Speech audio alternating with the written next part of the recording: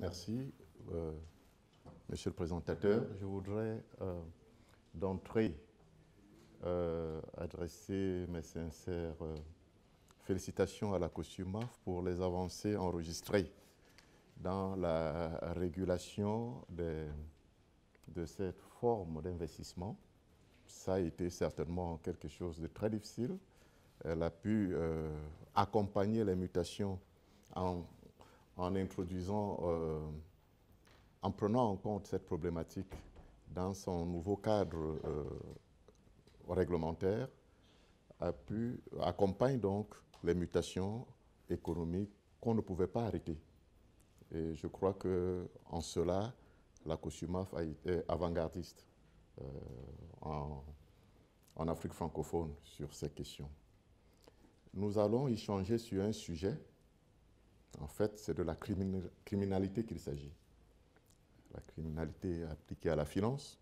Et vous savez que tout crime, je dis bien tout crime professionnel, est motivé par l'argent, par le capital. Tout crime professionnel est motivé par l'argent, par le capital. Donc, le milieu dans lequel le crime est le plus perçu, c'est dans le monde de l'argent, dans le monde de la finance. Et s'agissant spécifiquement des marchés de capitaux, le crime a le vent en poupe. Pourquoi?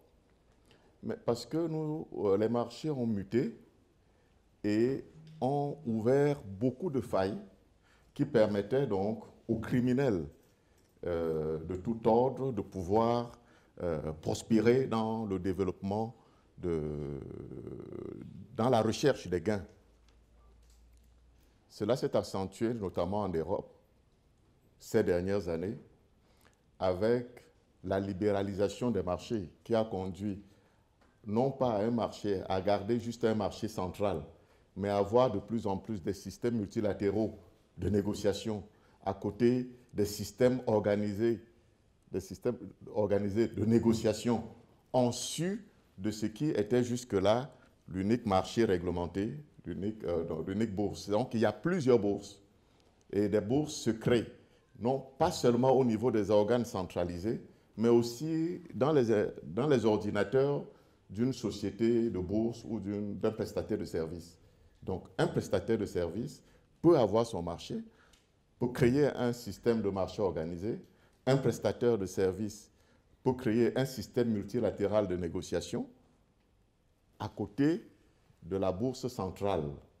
Et toutes ces entités, tout ceci a développé les interventions en direct, c'est-à-dire que alors que la négociation ou bien le commerce des titres était encadré par l'obligation de passer par un intermédiaire pour intervenir sur un marché unique, aujourd'hui, il y a plusieurs voies d'entrée. Il y a plusieurs interventions et les choses se passent dans les ordinateurs. C'était un champ déjà qui préparait l'imminence, la venue de cette économie digitale qui aujourd'hui doit pouvoir être encadrée. Or, l'infrastructure du vol, de la fraude, est plus développée que celle de la régulation. Donc, c'est un challenge. Ce thème est un nouveau défi pour les régulateurs et on voudrait encourager donc la COSUMAF, non pas à se soustraire de ce challenge, mais à garder la dynamique pour encadrer l'événement, parce que si elle ne le faisait pas, qui d'autre le ferait dans notre environnement? Donc, c'est un thème très intéressant pour les investisseurs qui fait l'objet de nos échanges ce matin. Il sera animé par des gestionnaires d'actifs en première ligne, mais aussi par un de nos panélistes qui est dans le champ même depuis très longtemps de la finance tout court dans notre sous-région et qui pourra nous édifier sur les faits réels d'escroquerie dans le secteur financier dans notre sous-région. Je voudrais introduire donc ce panel en présentant les différents intervenants qui vont échanger avec vous tout à l'heure. Je voudrais, dans un premier temps, présenter monsieur le président CAM,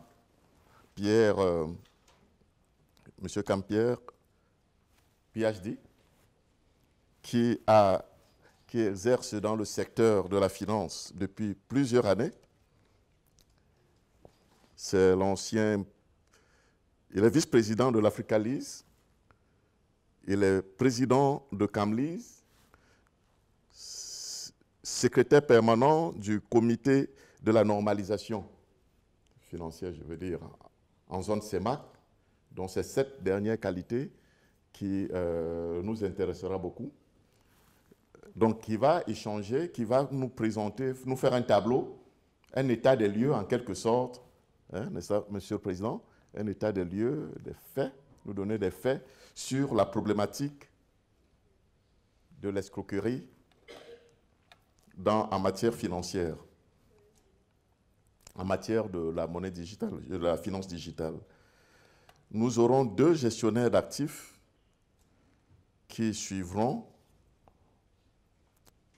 Il s'agit de M. Sami Ekambi, qui est directeur général adjoint, directeur général de Africa Bright Asset, c'est bien ça, qui va présenter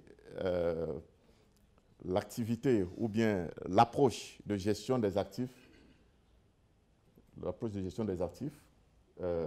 gestionnaire d'actifs face à la problématique du jour. Et comme nous nous adressons spécifiquement aux investisseurs, c'est les investisseurs la cible, nous demanderons à Madame Concho, DGA de Inco Capital Central Africa, de nous partager des conseils en termes d'éducation qui devraient accompagner l'encadrement des investisseurs dans ce contexte-là. Donc voilà un peu comment va s'articuler ce panel. Et je voudrais immédiatement passer la parole au président CAM pour qu'il place le décor par rapport au sujet du jour. Monsieur le Président. Alors, le sujet qui nous réunit ce matin porte sur la prévention des escroqueries face aux offres de produits digitaux. Alors, je pense que c'est un problème, un thème d'actualité. Et pour nous en convaincre, nous allons prendre quelques chiffres. On nous signale qu'aux États-Unis d'Amérique, les pertes annuelles vont franchir, en matière d'escroquerie financière, vont franchir la barre de 48 milliards de francs, de US dollars en 2022, fin 2022. D'après Eleven, c'est-à-dire l'Information System Consulting, 55% des entreprises ont été victimes d'au moins une fraude avant la fin de 2021. Et on constate qu'à l'intérieur de ces 55%, 60% des fraudes et escroqueries viennent de l'intérieur même de ces entreprises. C'est-à-dire qu'elles sont initiées à partir de l'entreprise. Dans un récent atelier à N'Djamena, la COBAC avait porté le sujet de la criminalité financière sur la table. Et je pense qu'elle estimait à près de 13 milliards les montants qui avaient été menacés dans la sous-région. Il y a 48 heures, un des acteurs nous signalait, un des acteurs de système, de ce qu'on appelle dans les établissements de paiement, nous signalait des transactions frauduleuses détectées à hauteur de 2 milliards. Donc c'est un phénomène majeur. Et cela s'est beaucoup amplifié avec la crise de la Covid, parce que les transactions se sont beaucoup multipliées en matière de digitalisation, ce qui a été à la fois un atout pour l'avancée des transactions parce qu'en termes de volume, ça monte. Ça favorise l'inclusion financière, ça a été déjà démontré. Mais en même temps, ça ouvre beaucoup de portes aux fraudes et à l'escroquerie. Les quelques faits qui sont exposés sont tellement variés qu'à la fin, nous allons les qualifier davantage de stratagèmes. On va voir que les gens volent l'identité. On vole simplement l'identité de quelqu'un pour opérer sur son compte en extorquant, comme le modérateur le disait tout à l'heure, de l'argent. On va voir que quelqu'un commence par faire une avance amoureuse à une dame qu'il doit rencontrer sur un site de rencontre, dans un garden party, et après, il va lui proposer des transactions financières alléchantes, et puis elle va tomber sur le panneau, ses économies vont s'envoler. On va trouver un parent qui est approché par des brigands malveillants qui lui diront qu'un de ses enfants, un de ses proches, a été victime d'un accident ou simplement est kidnappé. On crée tout et n'importe quoi pour raconter qu'il faudrait, à partir d'un téléphone, opérer très rapidement une aide financière pour qu'un proche soit sauvé. Et dans l'urgence, on agit et on perd de l'argent. Mais le plus courant, ce n'est pas là. Vous avez dû apprendre des phénomènes, MIGA, par-ci, par-là, et en Côte d'Ivoire, au Cameroun, et vous apprenez simplement que des gens se sont exposés à des offres alléchantes. C'est là où on a le bas blesse le plus, c'est-à-dire qu'on va vous proposer des produits financiers dans lesquels, en très peu de temps, vous allez multiplier votre capital par N. Comme c'est alléchant, vous allez à la banque, vous prenez vos réserves. Souvent, vous vous endettez même. Parce que vous dites, mais voilà, non seulement je prends mon argent dans mon compte d'épargne, mais je m'approche de mes relations, j'emprunte dans l'optique donc de faire du super profit très rapidement et de rembourser. Voilà comment on évapore tout. En termes de conséquences, ça nous crée beaucoup de problèmes. Érosion des dépôts, baisse de crédibilité sur le marché financier, parce que comme le grand public ne comprend pas la différence entre tout ça, à la fin, il croit que le système financier est fait d'escrocs. Vous savez qu'à l'intérieur, il y a un régulateur, c'est pour ça que la cause humaine est là. Mais est-ce que la cause humaine touche tous les aspects? Non. Je crois qu'il y a un certain compartiment qui est régulé et d'autres qui lui échappent, parce que quand, à partir de ma chambre, je suis capable d'émettre des titres, et on parlera beaucoup de cryptoactifs tout à l'heure, puisque je crois qu'il y a un acteur du marché qui est là, on verra que les cryptoactifs font que à partir de Douala, je peux souscrire sur Abidjan et vice-versa. Qui est-ce qui régule tout ça? On ne sait pas. Donc on est au cœur d'un sujet qui est extrêmement violent et sur lequel il va falloir s'attaquer. Et s'attaquer pour nous, c'est vraiment en 3D, c'est-à-dire détecter, dénoncer et décourager. Vous comprenez dès lors que la réponse ne peut être que globale, parce que c'est un réseau qui met en marche pas seulement les établissements financiers. Vous avez les fintech, vous avez les acteurs du marché, la chaîne est très longue.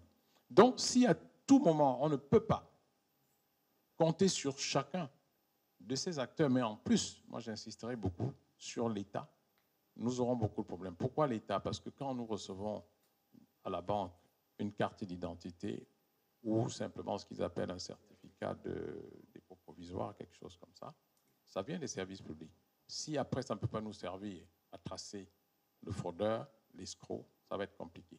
Si vous attrapez un escroc, vous le conduisez au commissariat et que l'après-midi vous le retrouvez au café, ça va être très compliqué. Si dans une rue d'Aqua, on vous propose des cryptoactifs et qu'au journal de 20h sur une chaîne de télé, vous avez l'impression qu'on peut vraiment gagner des prados, multiplier son argent par 50, sans que personne ne traque celui qui fait cette publicité. Et ça, ce n'est pas le rôle ni de la banque, ni de la BVMAC. Il y a quelqu'un d'autre qui est chargé de ça, c'est les pouvoirs publics. Ça va forcément créer des distorsions graves sur le marché, des perturbations en termes de perception. Donc nous pensons de ce point de vue que la réponse doit être globale. Mais en ce qui concerne l'intérieur même des établissements de crédit et de ces partenaires qui sont généralement des fintech ou des telcos, vous savez qu'il y a d'abord un système qui doit être, comment je veux dire, il doit être intelligent. C'est de l'intelligence artificielle qu'il s'agit. C'est-à-dire qu'en permanence, il faut mettre un certain nombre d'algorithmes qui permettent de détecter les opérations irrégulières et de les traquer. Ça, c'est très important. Nous allons également penser qu'il faut davantage utiliser des applications au lieu des codes USSD. Nous avons également utilisé l'application au lieu des codes USSD. Il faut également détecter et annuler les opérations suspectes. C'est-à-dire que même quand vous n'êtes pas encore sûr qu'on est dans l'escroquerie ou de la fraude, on préfère déjà annuler, quitte à vérifier par la suite et payer. Il y a aujourd'hui une veille. Vous avez remarqué que avant, vous faisiez des opérations dans les banques et c'est un mois après, quand vous recevez votre relevé, vous pouviez souligner les opérations frauduleuses. Maintenant, quand vous vous déplacez, par exemple, vous constatez que vous faites une opération, on vous envoie un message. Parce qu'on veut s'assurer que c'est bien vous. On n'attend plus qu'il y en ait 10. Dès qu'on voit que avec votre téléphone, vous avez posé 3, 4 opérations à la fois, on se dit forcément il y a un problème, alerte. Est-ce que c'est bien vous? Vous confirmez pour qu'on avance, sinon on bloque. Ensuite, on verra. Donc, une fois qu'on a dit ça et qu'on explique à tous les clients qu'il vaut mieux mettre son argent sur un compte d'épargne ou sur un titre public bien codifié, avec une rémunération certes faible, mais sûre, par exemple de 5%, au lieu d'espérer 500%, qui est forcément illusoire parce qu'on ne connaît pas d'économie où on réussit à multiplier son argent par 10, par 50. Je crois que ce sont des petites choses qui vont faire en sorte que les gens fassent davantage attention. Il y a eu beaucoup de vols parce que les gens étaient négligents sur l'utilisation de leur code personnel. Si je peux avoir des informations, des données personnelles sur vous, je peux opérer sans votre consentement. Donc, il va falloir, on éduque les gens pour qu'aujourd'hui, ils gèrent de manière extrêmement secrète tous les codes qui renvoient à des informations ou à des données personnelles. Il y a quelque chose aussi qui nous permet de faire des avancées extrêmement fortes aujourd'hui. On va vers le fingerprint. Parce que chaque homme est unique. Quand vous allez poser dans votre empreinte, ça peut ouvrir une porte, mais ça peut justement déclencher votre téléphone, ça peut valider une opération. Et il n'y aura que vos empreintes, et vos empreintes seulement, qui pourront le faire. Vous savez qu'il y a des systèmes où on associe même déjà un peu la voix à l'empreinte. Donc on va vers ces tracking-là qui vont faire en sorte que, au fur et à mesure qu'on avance, on resserre un peu les rangs des fraudeurs, des escrocs. Mais une chose est certaine, c'est que vraiment c'est un jeu où on retrouve un peu le chat et la souris. Puisque, depuis qu'on traque, le volume des transactions frauduleuses ne font que augmenter. Et je crois qu'on doit rester simplement en veille permanente parce qu'il n'y a pas un moment où on risque de dire que maintenant on a déjà conçu tous les systèmes qui permettent de traquer l'ensemble des escrocs, l'ensemble des fraudeurs. Donc voilà ce que je peux dire pour entrer un peu avec des mots simples, sachant que c'est un sujet qui nous concerne tous, sachant que c'est un sujet qui ne peut être abordé, enfin, traqué, un problème qui peut être traqué que par l'ensemble du système global, et je préfère encore insister dessus, l'État doit être au centre, parce que c'est lui qui est capable de poursuivre le fraudeur, ce n'est pas nous. Merci.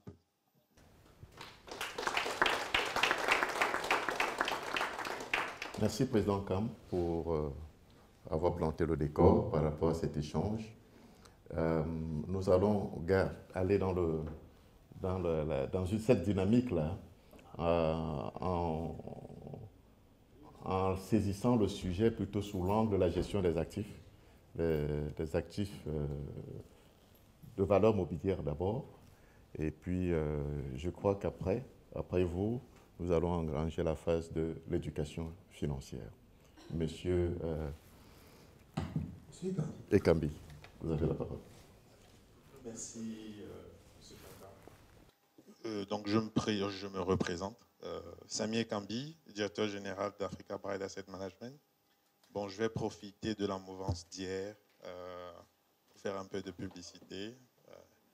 Monsieur Kam n'en a plus besoin, donc c'est pour ça qu'il n'en a pas fait. Donc, pour présenter un peu Africa Bride Asset Management de façon particulière, nous sommes un groupe indépendant qui est le groupe Africa Bride, qui est né en 2020, en pleine pandémie de Covid, vous direz. Et nous avons aujourd'hui en zone CEMAC une société de bourse, Africa Bride Securities, qui a fait beaucoup parler d'elle à l'ouverture avec l'opération de SCGRE. Et la petite sœur qui a démarré en 2021, donc, qui est Africa Bride Asset Management, qui se fait une petite place sur le marché de la gestion d'actifs aujourd'hui, derrière des personnes plus anciennes. Donc, juste pour situer un peu, en fin d'année 2021, donc l'an dernier, nous avions environ 30 milliards d'actifs sous gestion pour 9% de part de marché sur tout ce qui est gestion d'actifs. Donc, monsieur le modérateur, passez la minute pub, je vais continuer, je vais revenir dans le thème tout de suite. Le point de vue du gestionnaire d'actifs concernant tout ce qui est fraude de façon générale ou escroquerie concernant les investissements financiers, je pense que tous mes confrères qui sont ici, que ce soit des sociétés de bourse ou des sociétés de gestion, seront d'accord avec moi que peut-être un peu même, peut-être moins, plus que les banques, nous souffrons beaucoup de ce que les escrocs font. D'ailleurs, juste pour vous présenter un peu un petit état de fait, il y a 2 ans, en 2020 effectivement, je reçois un appel d'une très bonne amie à moi qui me dit « Sami, j'ai un peu d'épargne que je souhaite placer ». Je lui dis « Ok, voilà, il y a des fonds communs de placement. Pardon, monsieur Kam, mais c'est plus intéressant que les produits de compte d'épargne ou bien même les produits de bons de caisse bancaire. Donc nous, et je lui dis ça très fièrement, nous, on peut te donner du 5%, 6% net d'impôt. Et elle me dit, en réalité, c'est très peu par rapport à ce que j'espère comme rendement. Je lui dis, j'ai fait une erreur effectivement de te donner tout de suite les taux, mais j'aurais dû commencer par te poser la question, c'est quoi tes espoirs en termes de rendement? Il me dit, bon, tu sais, on me parle d'un produit actuellement qui rapporte très bien. Si je mets 2 millions, au bout d'1 an, j'aurai 2 millions. Et à partir de l'année prochaine, chaque année, j'ai 1 million. Je lui ai dit, ah bon? Elle me dit, oui. Je lui ai dit, bon, tu sais, avec tout ce que moi, comme j'ai comme actif, je vais venir et puis on va aller chez la personne qui te fait ça. Je vais mettre tous mes actifs là-bas et on va tous devenir riches en même temps. Donc, la discussion est finie comme ça en queue de poisson. Et il y a quelques mois, finalement, j'ai fini par savoir où elle avait placé ces 2 millions.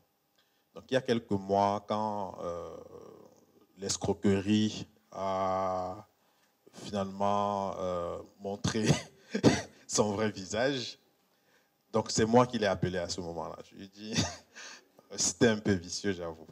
Je lui ai dit, comment tu vas? Elle me dit, ouais, ça va bien. Je lui ai dit, et tes investissements financiers? Elle me dit, ne m'en parle pas. Je lui ai dit, comment ça?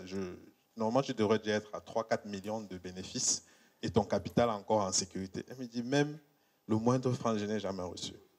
Je lui ai dit, mais pourquoi? Elle me dit que le gars qui m'avait même amené là-bas, c'était un très bon ami. Lui-même, aujourd'hui, je ne lui parle plus. Je lui ai dit, ah d'accord, mais est-ce que tu as au moins compris la leçon du fait que te promettre de si gros rendements ne peut être que de l'ANA? Elle me dit non, je suis sûr qu'on peut gagner plus que tes 5 ou tes 6%. Et en fait, tout ceci résume exactement la problématique du gestionnaire d'actifs que je suis dans tout ce qui est, par rapport à tout ce qui est escroquerie. Parce que nous sommes dans un marché régulé, nous utilisons des instruments qui sont régulés.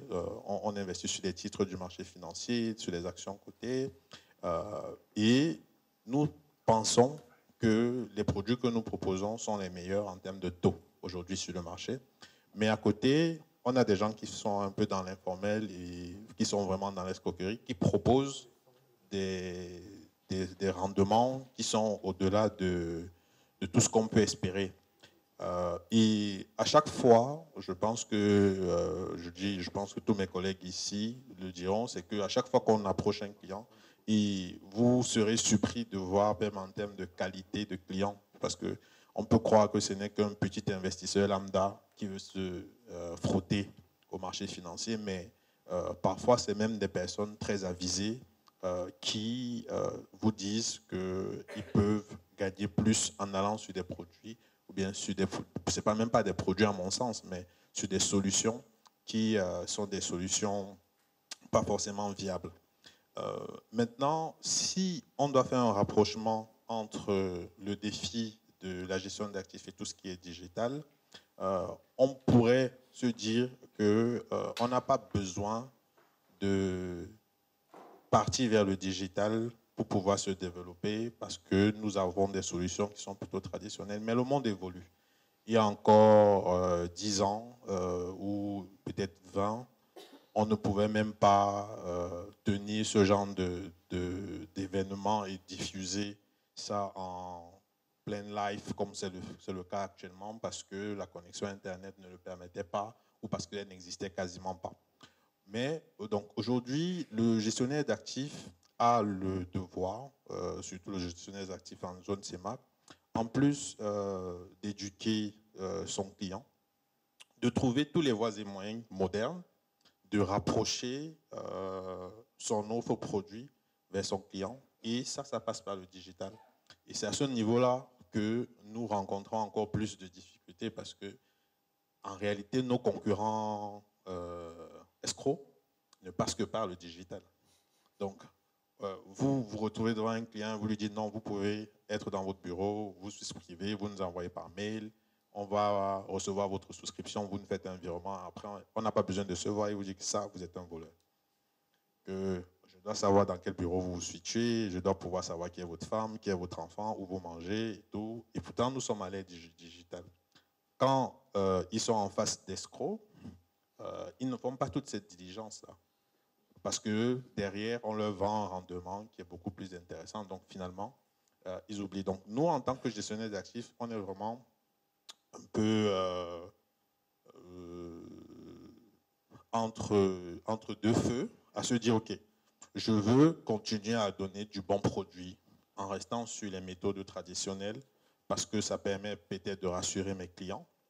Mais à côté de ça, je dois évoluer avec mon temps, c'est-à-dire qu'il y a l'ère du digital. Aujourd'hui, on parle beaucoup de tout ce qui est cryptoactif, blockchain et tout ça, c'est la modernité, c'est le présent. Mais c'est aussi par ces moyens-là, malheureusement, que tous ceux qui ont fait des malversations récemment sont aussi passés.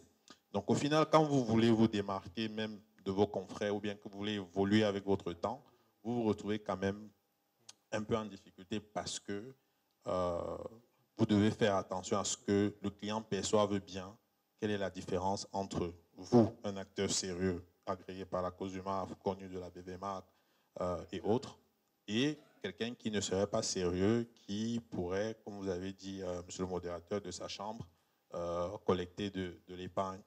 Et si on doit même pousser un peu la réflexion plus loin, aujourd'hui, le gestionnaire d'actifs en zone CEMAC n'a pas, en termes de concurrence, n'a pas que les concurrents de la CEMAC sur la partie malversation. Il a tous les autres intervenants qui sont à l'international. Parce que ça aussi, je pense qu'on va en parler. Il y a tout ce qui est crowdfunding, qui à la base, c'est quelque chose de bien. Beaucoup d'entreprises dans les marchés beaucoup plus développés ont grandi grâce à ça, sont nés grâce à ça. Et donc, vous êtes aujourd'hui au Cameroun, vous pouvez, par le crowdfunding, par une plateforme de crowdfunding, vous pouvez investir dans une entreprise qui est basée en Afrique, aux États-Unis ou en Europe. Mais nous, aujourd'hui, en tant que gestionnaire d'actifs de la zone CEMAC, nous avons ceux-là aussi en concurrence. Mais je parle vraiment de la partie malversation. Parce que moi, je me replace toujours dans la position client-fournisseur. Moi, en tant que fournisseur de solutions d'investissement ou de rendement, quand je vois un client qui me dit, bon, moi, je n'investis pas en zone CEMAC. Pourquoi? Parce que les taux sont très bas. D'accord. Est-ce que vous avez une idée des taux à l'étranger? Oui. J'ai quelqu'un qui m'a dit, je suis un trader sur le Forex. Je dis, d'accord. Et c'est quoi les taux? Et les taux sont juste inimaginables. Donc, aujourd'hui, le gestionnaire d'actifs en zone CEMAC, il se bat contre les Camerounais, les Gabonais, les Congolais, les Tchadiens, les Centrafricains et Guinéens équatoriales qui sont malfrats. Mais il se bat aussi contre tous les autres malfrats qui sont à l'international parce que le digital, de façon générale, et les nouveaux canaux de distribution des produits permet cette approche-là, permet ce combat, parce que pour moi c'est un combat, permet ce combat-là parce que nous sommes finalement tous sur le même marché, malgré le fait que certains ne soient même pas sur place. Donc, en point introductif, c'est comme ça que je dirais, ou je verrais un peu l'approche du gestionnaire d'actifs concernant tout ce qui est malversation et rapproché aux produits digitaux. Merci, monsieur le modérateur.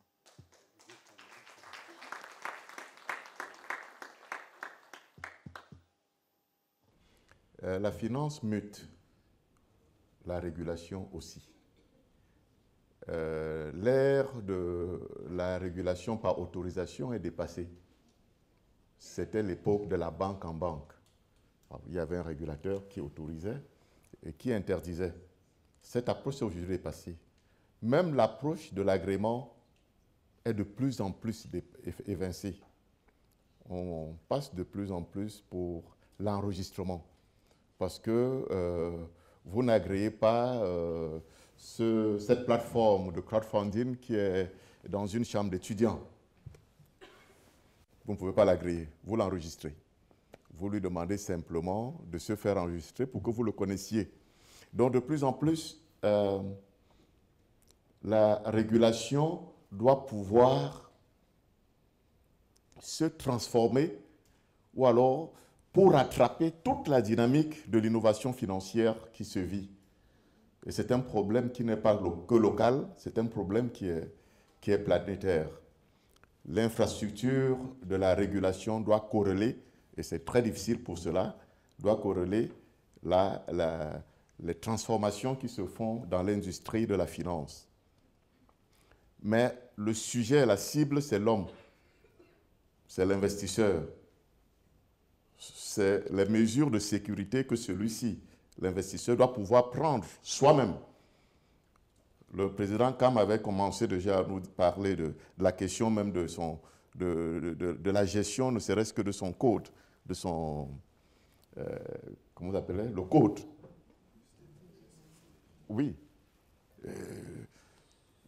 Vous savez, je suis parfois victime moi-même de la mal gestion de ces codes, parce que prenons simplement, j'ouvre des comptes de toutes sortes. Tu as un code au niveau des impôts, un code au niveau de ton téléphone, un code au niveau de ton adresse Yahoo, Google et autres, tu t'y perds.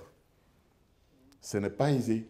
Donc, il faut déjà des mesures personnelles de sécurisation. Il faut des mesures maintenant collectives, c'est systémique. Le régulateur y aide, l'État aussi devrait y aider, mais l'essentiel d'abord, c'est son éducation. L'ami de M. Ekambi n'aurait jamais suivi, a pensé qu'elle avait les moyens de se protéger elle-même, malgré les alertes de M. Ekambi. C'est valable, même si c'était l'État qui l'alertait. Elle s'engagerait pour avoir du 100%. Donc, c'est l'éducation financière qu'il faut, sur l'éducation financière qu'il faut accentuer l'action à mener. Et je crois qu'à ce sujet, justement, Mme Conchou, DGA de ENCO, elle va nous dire un mot, nous faire une présentation y relative.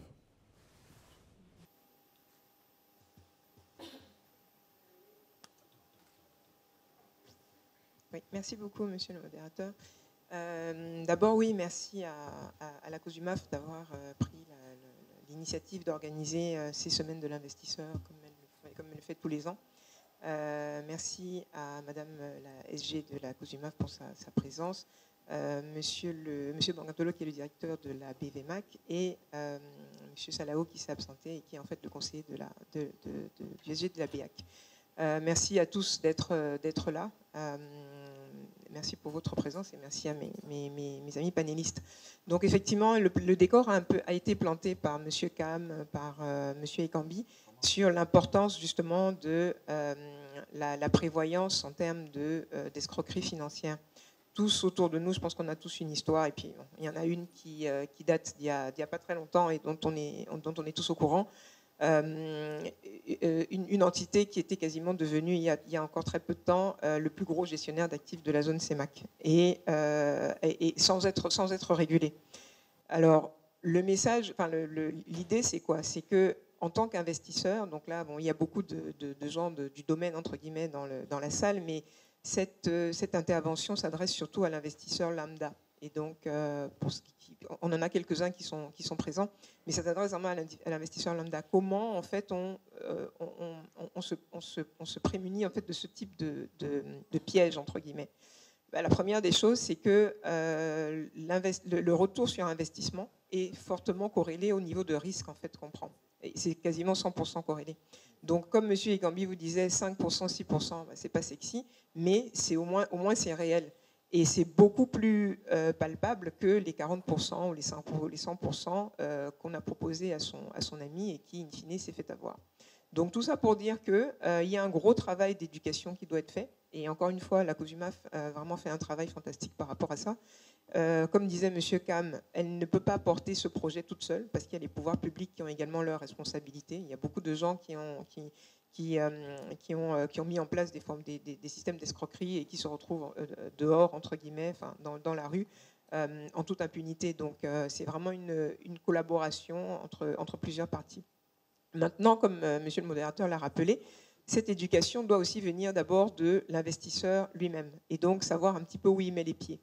Connaître les produits en fait, sur lesquels il est en train d'investir, mais surtout savoir quelle entité il a en face de lui et donc faire son KYC. Quand vous allez à la banque et que vous voulez faire un emprunt ou ouvrir un compte, on vous demande toute une série d'informations. Le dossier fiscal, où est-ce que vous habitez, le plan de localisation et tout le tralala. C'est pour que la banque, en cas de défaut, puisse justement se retourner vers quelqu'un ou vers quelqu'un, vers la société. De cette même manière, en fait, c'est primordial pour les investisseurs de savoir en fait à qui ils ont affaire. Est-ce que sous quel organisme de régulation il est enregistré? Est-ce qu'il est régulé? Est-ce que qui sont les membres en fait de l'équipe opérationnelle et qu'est-ce qui est proposé? Est-ce que c'est réaliste? Est-ce qu'il comprend les produits? Voilà. Quelle est l'information en fait qu'il a par rapport à tout ça? Et c'est un peu là où le bât blesse. Ce travail n'est pas fait par l'investisseur. Il y a quelqu'un qui parlait hier sur un autre panel de la cupidité. C'est vraiment ça, c'est véritablement ça. C'est que les gens sont cupides. Dans le dernier exemple que je prenais, ce n'est pas uniquement des investisseurs de la zone CEMAC qui ont investi. Je pense que je ne me trompe pas si je dis que 60% d'entre eux font partie de la diaspora, avec tout ce qui va avec. Donc en fait, une certaine exposition aux produits, à la dynamique financière. Et ça n'a pas empêché que ces gens soient allés jusqu'à prendre des crédits à hauteur de 50 000 $ canadiens, 100 000 $ canadiens, pour investir là-dedans. Et ça, c'est de la cupidité. Je parle de médecins pour la plupart, donc ce n'est pas des ânes, ce n'est pas des gens qui ne sont pas capables de réfléchir, mais c'est vraiment l'appât du gain. Donc la première des choses, c'est vraiment faire attention à ça, ne pas être cupide, définir un projet, le rechercher. Et quand je dis définir un projet, la raison pour laquelle je dis ça, c'est parce que le rôle de l'asset manager, c'est vraiment aussi d'accompagner justement en fait, l'investisseur dans un projet. Et je pense que quand cet exercice est fait en amont, c'est plus facile en fait pour lui de pouvoir déterminer vers où il va, de combien il a besoin. Comme M. Ekambi disait tout à l'heure, son ami était sur 2 millions, je pense, ça par mois ou par an. Je ne sais pas quel était son projet, mais in fine, elle n'a rien fait du tout. Et donc, le rôle des sociétés de gestion, c'est aussi justement d'accompagner en fait nos épargnants dans leur projet, un projet d'éducation des enfants, un projet mobilier, un projet d'entreprise ou n'importe quel projet.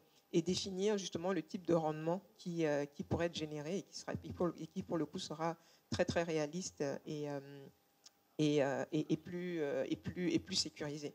Donc vraiment le maître mot, c'est vraiment faire son exercice, se renseigner sur la compagnie, sur la société, sur la classe d'actifs.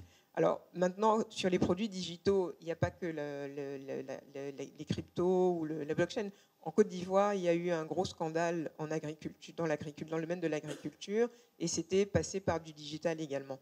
Donc ça peut toucher en fait tous les pans. Il ne faut pas se dire, ok, c'est de l'agriculture, je prends un petit plot, c'est beaucoup plus clair et peut-être beaucoup plus visible, parce que ce n'est pas un produit lambda et que c'est plus physique. Mais la réalité, c'est que tous ceux qui ont investi là-dedans, en fait, ont fait faillite. Et le modèle a été répliqué au Cameroun, je pense, hein, ou en zone CEMAC. Au Cameroun, c'est ça, une année après qu'ils aient fait faillite. Donc vraiment, le KYC auquel on est tous soumis vis-à-vis de la banque quand on veut faire un emprunt ou quand on veut ouvrir un compte, c'est le même KYC qu'on devrait avoir en tant qu'investisseur lorsqu'on veut mettre de l'argent quelque part. Donc vraiment, bien comprendre la chaîne opérationnelle, où va son argent, qui est régulé, vers qui je peux me tourner. Ce produit-là, il existe certainement ailleurs parce qu'ils n'ont pas inventé la poudre. Où est-ce que ça se fait? Quels sont les niveaux de rendement? Et voilà comment on se positionne en fait par rapport à ça. Donc c'est un peu ça en ce qui concerne l'éducation financière. Et le plus tôt le mieux en fait. Donc on a toute la génération entre guillemets adulte qui doit faire cet exercice-là, mais je pense que plus ce sera vulgarisé, même beaucoup plus jeune, même dès le secondaire, plus on aura en fait des enfants qui grandiront, des enfants qui deviendront adultes et qui seront complètement moulés en fait avec ces réflexes-là. Donc c'est vraiment en parler autour de nous. En tant que gestionnaire d'actifs, nous on a une grosse responsabilité, c'est vraiment éduquer aussi nos clients. Alors j'ai passé la partie marketing parce que parce que c'est pas le style de la maison, mais globalement Enco Capital c'est une entreprise qui est née en 2008 et qui a commencé à Londres, où se trouve ce qu'on appelle le Master Fund, donc le hedge fund, et qui ensuite qui traite l'Afrique, donc le continent africain, mais dans sa globalité, aussi bien en FX qu'en fixed income et qu'en corporate et en crédit. Et ensuite, donc, a ouvert en UMOA, donc Enco Capital West Africa, qui est basé à Abidjan, qui fait de la gestion d'actifs également, qui est ma grande sœur, entre guillemets, parce qu'on a donc embrayé sur Enco Capital Central Africa 3 ans plus tard, et qui gère au total à peu près un peu plus $1 milliard d'actifs, donc autour de 670 milliards de francs CFA. Et l'idée, c'est vraiment d'avoir des investisseurs. Donc, je dis ça parce que on a eu une souscription, même dans la population de gens, aguerris, donc d'investisseurs. Quelqu'un qui a 5 milliards à placer, il sait à peu près ce qu'il fait, ou du moins, il a déjà un certain niveau d'information. Et on a eu des souscriptions. Je ne vais pas mentionner le produit en lui-même, où effectivement il y a des rendements qui sont autour de 20-22%, mais qui viennent avec un risque gros comme ça. Et en fait, ces souscriptions-là, en termes de gouvernance, on a donc un CEO qui est chargé d'avoir un entretien avec la personne pour savoir est-ce que la personne sait où elle met les pieds. Et en l'occurrence, c'était vraiment le cas. Elle n'avait aucune idée de ce dans quoi elle s'engageait. Mais le produit en lui-même est legit, hein, et légal. C'est vraiment un papier qui traite sur le Nigeria, mais qui traite et qui a eu à avoir des retours sur investissement qui étaient très importants. Mais très souvent, ce sont des one-off et ce sont des actifs qui sont très très dangereux. Donc, c'est notre devoir d'éduquer aussi en fait nos investisseurs, que ce soit ceux qui sont aguerris ou qui sont censés être aguerris, ou ceux qui n'ont aucune connaissance justement du marché. Et c'est là où vraiment, alors ça passe par le digital effectivement, mais je pense que c'est très important aussi de s'approprier notre contexte et de savoir qu'on a tous des oncles, des tantes, des papas qui ont probablement de l'argent parce qu'ils l'ont eu à force de travail et qui ont besoin également de le placer. Et eux ne comprendront pas. D'abord, ils ne vont pas aller le faire sur le digital, comme disait M. Ekambi, et c'est des gens pour lesquels il faut trouver le temps d'avoir des one-on-one et leur expliquer exactement dans quoi ils sont en train d'entrer, sur quel type de risque en fait ils vont. Et encore une fois, même dans une communauté régulée, il y a également des risques, parce que l'investisseur qui va mettre son argent à la banque, ça a beau être des DAT qu'il peut tirer à tout moment, mais il prend un risque sur la banque, donc il prend un risque corporate également. Ce risque-là, nous, en tant qu'asset manager, on investit quand même beaucoup plus sur des titres d'État, en tout cas pour l'instant, parce que c'est aussi un peu ce qu'il y a de disponible. Et justement, quelle est la différence en termes de risque par rapport à ça? Puisque la finalité, finalement, c'est comment l'investisseur fait pour conserver son capital, ce qui est le minimum, et générer des retours qui soient réalistes et qui ne soient pas sur les 40%, 50%, 100% flamboyants qui sont annoncés. Mais ce risque-là, tout ce que je voudrais dire, c'est que ce risque a plusieurs paliers. Il y a un risque vraiment, entre guillemets, à des pâquerettes sur vraiment où investir et comment faire son exercice. Et puis, on monte un cran au-dessus dans la communauté des investisseurs. Encore une fois aussi, où investir? Est-ce que je prends plus de risques? On sait tous que si on investit sur des actions, on prend plus de risques que si on investit sur de l'obligataire. Comment, en fait, justement, gérer ça également pour retomber sur ses pattes? Donc voilà un petit peu. Donc l'éducation par rapport à ça est vraiment la clé. Et en fait, j'ai envie de dire à tous les niveaux, aussi bien pour le petit investisseur ou celui qui est un peu plus novice que pour certains investisseurs aguerris, avec des paliers bien évidemment différents. Merci.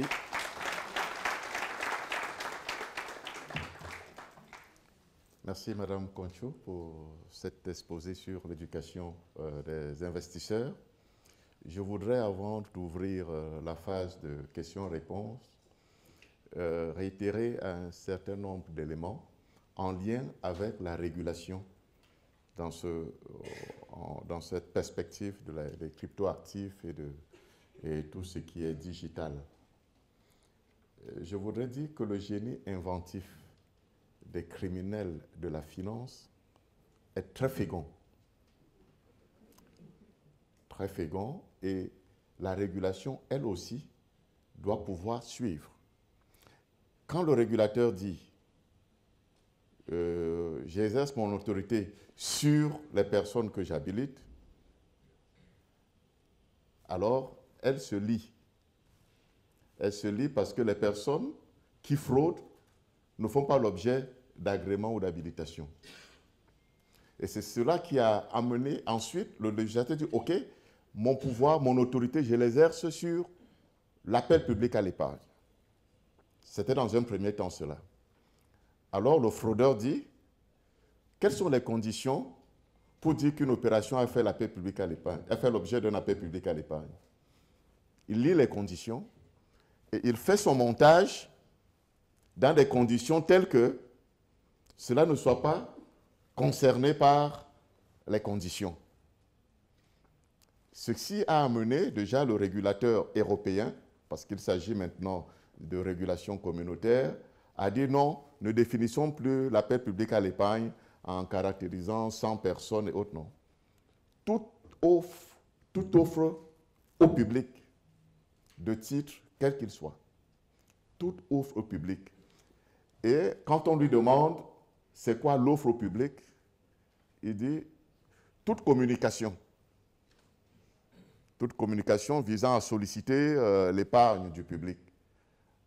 Cette définition permet d'asseoir l'autorité du régulateur, pas seulement sur l'appel public à l'épargne, mais toute communication d'un initiateur de crowdfunding qui fait une publicité pour solliciter l'épargne du public, ou d'une plateforme de monnaie numérique ou autre. Toute plateforme rentre sous le champ de compétences du régulateur. Il n'y aura plus, à compter donc de la nouvelle réglementation de la COSUMAF, ce vide-là. Il n'y aura plus, il y aura maintenant dans la sous-région un régulateur capable donc de traquer, parce que bien qu'on ait maintenu la dénomination appel public à l'épargne, la définition qu'on lui en a donnée est une définition proche de ce que je viens de décrire, toute communication, toute sollicitation de l'épargne publique, toute forme de placement public tombe sous le champ de compétences de la COSUBAF. Donc voilà, sur le plan systémique, un premier niveau de mesure, pris pour protéger l'investisseur en matière de placement dans la finance digitale. Je voudrais maintenant espérer que l'infrastructure sera donnée aux régulateurs, l'infrastructure de cette police-là, pour cette police qui devient complexe, parce que c'est un domaine très, qui a un niveau d'automatisation, de technologie très avancé. Donc l'infrastructure technologique qui permettrait à ce régulateur de traquer la fraude dans l'immatériel, que ce niveau de technologie pourra lui être donné et que peut-être qu'on s'en sortira mieux dorénavant. On se réjouit que maintenant, il n'y a plus de no man's land en matière de régulation de la finance.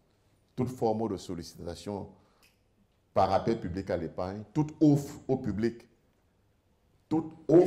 de titres doit rentrer dans le champ de compétences de la police de la COSUMAF.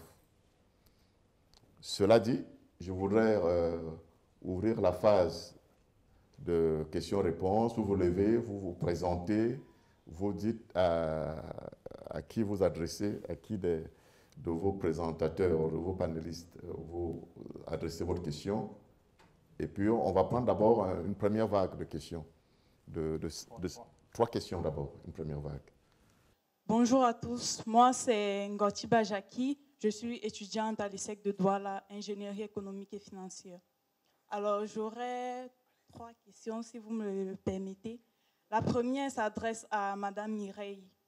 Vous avez parlé tout à l'heure de KYC. J'aimerais savoir c'est quoi exactement. Ensuite, à Monsieur Ekambi, si j'aimerais faire un placement et que j'ai des doutes sur un gestionnaire, où est-ce que je dois me rendre pour vérifier s'il n'est pas un fraudeur? Ensuite, à Monsieur Cam, pardon. J'aimerais savoir, avant les avancées technologiques, est-ce que le secteur bancaire avait ces problèmes d'arnaque? Merci.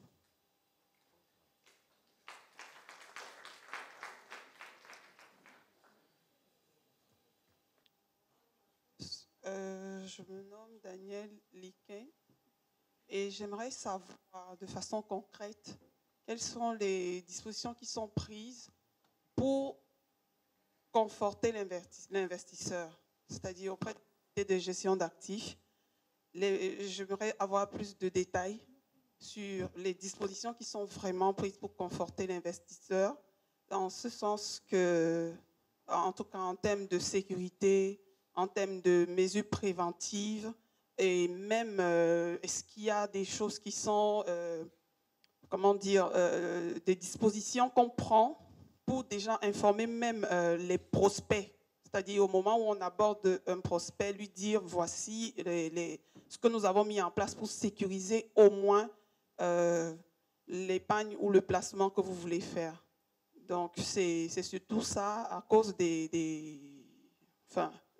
comme on a dit, la fraude est tellement féconde qu'on a des profils parfois clonés.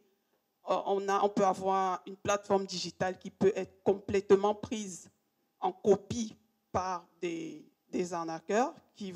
Parce que pour la petite histoire, j'ai eu quelqu'un qui m'a abordé pour un établissement de bourse, mais à l'étranger. Et la personne s'est mise à m'expliquer, mais je n'ai plus voulu écouter. Bref, seulement parce que peut-être c'était vrai, peut-être c'était pas vrai, mais j'ai eu peur parce que c'était sur une plateforme comme LinkedIn.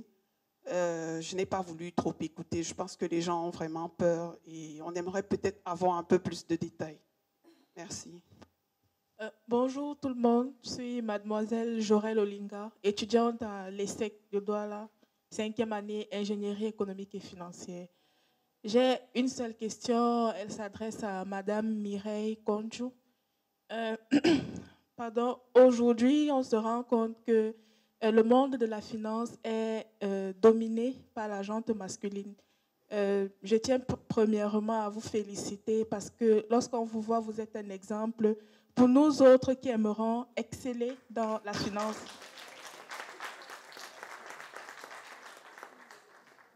Donc, ma question est celle de savoir, étant donné que vous êtes dans un monde dominé par des hommes, comment est-ce que vous réussissez à gérer vos collègues qui sont vos vos subalternes, étant donné que vous êtes une femme? Bonsoir à tous. Je me prénomme Anne-Laure Gomo, l'ESSEC de Douala, ingénierie économique et financière. Bon, je voulais demander à Madame Myriel, d'après votre expérience, s'il vous plaît, est-ce que les femmes sont plus attaquées à l'escroquerie? Voilà, et puis la secrétaire générale de l'organisme qui nous rassemble ici, voilà. C'est une femme. D'accord.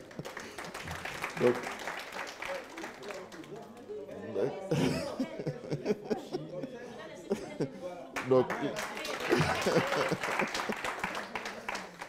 d'accord. Je vais commencer par la femme. Elle va d'abord répondre aux questions qui se sont adressées à elle et ensuite... Merci beaucoup, monsieur le modérateur. Bon, d'abord, moi, je suis ravie de voir des étudiants ici qui prennent la peine. C'est vraiment ce qu'on disait tout à l'heure. Hein, cette éducation doit commencer le plus tôt possible et c'est bien d'avoir pris le temps de venir, c'est bien de vous y intéresser. C'est bien de poser des questions, c'est très très bien. Donc vraiment, je suis contente de vous avoir là. Alors, je suis désolée, tout à l'heure, c'est vrai qu'on utilise des acronymes assez facilement. KYC, c'est Know Your Customer. Et en fait, c'est une série de documents qu'on demande pour savoir justement qui est la personne, aussi bien morale que physique.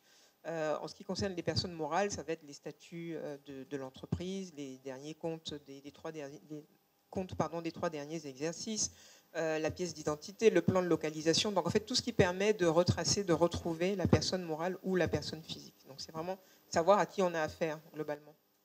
Donc ça, c'était pour répondre à la première question. Je crois qu'il y avait une autre question qui portait sur les dispositions prises en fait pour rassurer. Je pense qu'on va se la partager. Je vais dire quelque chose et puis M. Ekambi complétera certainement. La COSUMAF a très bien organisé en fait justement le processus, la procédure pour pouvoir obtenir l'agrément. C'est encadré. Alors quand vous voyez la société de gestion de portefeuille, il n'y a pas que elle. C'est très important pour tous de comprendre que l'argent en fait des investisseurs, une fois que cet argent est alloué à la société de gestion lambda, n'est pas détenu par la société de gestion mais par un dépositaire. Cet argent ne bouge pas de chez le dépositaire, d'accord ? Et en fait, la gestion de portefeuille est faite en binôme avec et le dépositaire, donc l'argent, là où l'argent se trouve, c'est très souvent une banque, essentiellement même des banques, et un commissaire aux comptes qui est censé vérifier en fait toutes les transactions entrant comme sortant. Donc les mesures qui sont prises, c'est quoi ? C'est que votre argent est sécurisé. Il ne dépend pas. Alors le gestionnaire ne peut pas se lever un matin et dire que voilà, il disparaît avec vos sous parce que de toute manière il n'y a pas accès. Ou du moins ça nécessite en fait tout un protocole pour pouvoir bouger cet argent-là. Mais M. Ekambi complétera ce propos tout à l'heure. Alors l'autre question, c'est en tant que femme. Donc comme M. Cam et M. le modérateur l'ont rappelé tout à l'heure. En fait, il y en a beaucoup plus qu'on ne l'imagine et c'est très bien parce que ça permet d'une part d'équilibrer, mais surtout de diversifier. Alors, les femmes ont tendance à être beaucoup plus sensibles par rapport à certaines choses et ce qui aurait pu être ce qui peut être perçu comme une faiblesse devient en fait une force parce que ça permet d'avoir également beaucoup plus de résilience et de pouvoir justement faire face à certaines situations avec beaucoup plus de recul, probablement, et puis probablement aussi beaucoup plus de calme. Donc voilà un petit peu comment c'est abordé. Le management en soi peut rester plus ou moins le même, hein, mais probablement avec cette sensibilité qui sera un petit peu différente. Mais l'idée n'est pas de dire que l'un est meilleur que l'autre. Hein. Ce sont juste deux choses différentes, deux approches qui sont simplement différentes. Donc voilà, je pense que j'ai répondu aux questions qui me concernaient.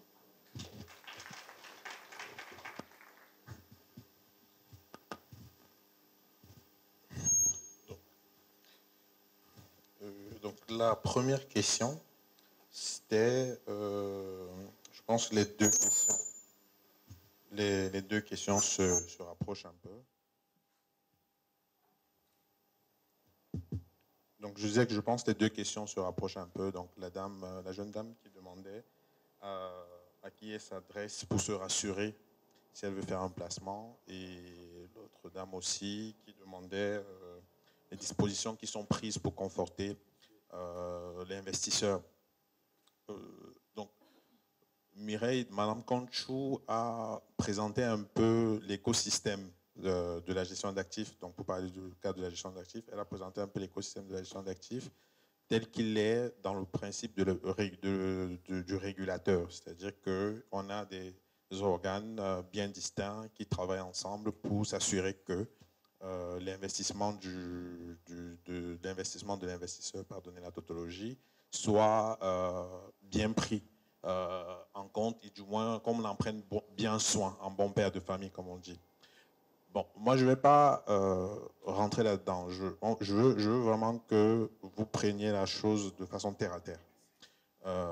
Elle a parlé du KYC, qui est le Know Your Customer. C'est-à-dire, c'est ce que nous faisons, nous, les gestionnaires d'actifs, en fait, que nous avons copié en réalité chez les banquiers, de savoir qui sont nos clients. C'est-à-dire qu'on leur demande un certain nombre de documents. Statut, pièce d'identité, facture, justificatif de revenus pour lutter contre tout ce qui est blanchiment d'argent, financement du terrorisme et tout. Donc, c'est la même chose en réalité que l'investisseur lambda doit pouvoir faire. Et les moyens, aujourd'hui, je pense qu'il les a. Premièrement, quand quelqu'un s'approche de vous avec une offre de placement, il faut déjà au moins chercher à savoir qui est cette personne-là. Heureusement, dans notre pays, Internet commence à être quand même un peu vulgaire. Connectez-vous, prenez le temps d'avoir le maximum d'informations. Visitez les bureaux, même si ce ne sont pas des gages de sécurité, hein, parce que les deux derniers au Cameroun avaient de beaux bureaux, de beaux espaces et tout. Donc, visitez les bureaux, renseignez-vous auprès d'autres personnes qui peuvent vous donner plus ou moins une information. Prenez un nom. Moi, si je dis je suis M. Kambi, je pense que vous pouvez aller sur LinkedIn, vous pouvez aller au moins voir mon track record pour savoir où j'ai travaillé par le passé, ce que j'ai fait par le passé qui me donne plus ou moins la légitimité d'être à la position de venir vous proposer un produit. Et je pense la chose la plus utile, moi, c'est que si quelqu'un ne vous dit pas exactement comment il fait l'argent, c'est que c'est du faux. Si vous venez chez n'importe quel gestionnaire d'actifs qu'il y a ici, vous lui dites, vous allez me donner du 5% ou du 6%. Comment est-ce que vous allez faire du 5 ou du 6%? Il doit pouvoir être clair avec vous en vous disant, je vais acheter un titre qui va coûter tant, je vais prendre tant de frais, et au final, je vais vous donner ceci. Parce que ce n'est que ça. Ce n'est pas sorcier. Moi, je dis, en fait, la gestion d'actifs, elle est faite depuis le départ par beaucoup de gens qui ne savent même pas qu'ils font de la gestion d'actifs. Et tant que ce n'est pas aussi clair que ça, c'est-à-dire le réflexe d'avoir fui parce qu'on n'a pas compris, c'est le bon réflexe. Il faut pouvoir comprendre dans quoi vous mettez votre argent. Et la personne qui est en face de vous doit pouvoir vous expliquer le plus simplement possible, sans utiliser de mots très techniques ou des fichiers bizarres. Non. Faites même attention à quand c'est trop beau. C'est-à-dire quand c'est trop beau, il faut fuir. Il faut que la personne puisse vous dire, en réalité, si tu me donnes 1000 francs, je vais acheter un titre de l'État du Cameroun qui rapporte sur 3 ans aujourd'hui 5%. Et donc, comme c'est 5% et qu'il faut que je me nourrisse et que tu te nourrisses, je vais prendre 1% de ces 5%-là et je vais te donner 4%. Et c'est comme ça que tu auras tes 4%. Au moins, le process est clair. Mais s'il commence à te dire, en réalité, ça va aller sur un marché où je vais acheter l'euro, tu ne peux pas trop comprendre parce que c'est très compliqué pour toi, fuis. Dès que quelqu'un te dit que je ne peux pas t'expliquer dans le détail parce que ça sera trop compliqué pour toi, il faut fuir. Quelqu'un qui sait ce qu'il fait et que c'est clair doit pouvoir vraiment le dire en des termes qui sont beaucoup plus simples que pour les personnes qui ne sont pas de son domaine. Donc, les métiers que nous faisons d'investissement, du moins l'argent, la manipulation de l'argent, on peut facilement dire comment est-ce qu'on fait de l'argent. Le banquier, M. Kam ici, peut vous dire comment est-ce qu'il fait de l'argent. Le gestionnaire d'actifs ou même la société de bourse peut clairement vous dire comment est-ce qu'elle fait de l'argent. Donc quand ce n'est pas aussi détaillé, quand ce n'est pas clair, fuyez. On va tout dire, allez checker le site internet, allez regarder sur le site de la COSUMAF si la personne est agréée pour vous assurer que c'est un établissement agréé. Parmi les agréés, il peut y avoir des voyous. Mais même si la personne n'est pas, si vous avez déjà fait tout ça, la personne n'est pas un voyou, elle a un agrément, vous avez vu des gens qui vous disent qu'ils ont gagné de l'argent, il faut au moins que dans votre esprit, que ce soit clair. Quand ce n'est pas clair dans votre esprit, ne mettez pas votre argent là-dedans. Moi, c'est comme ça que je fais.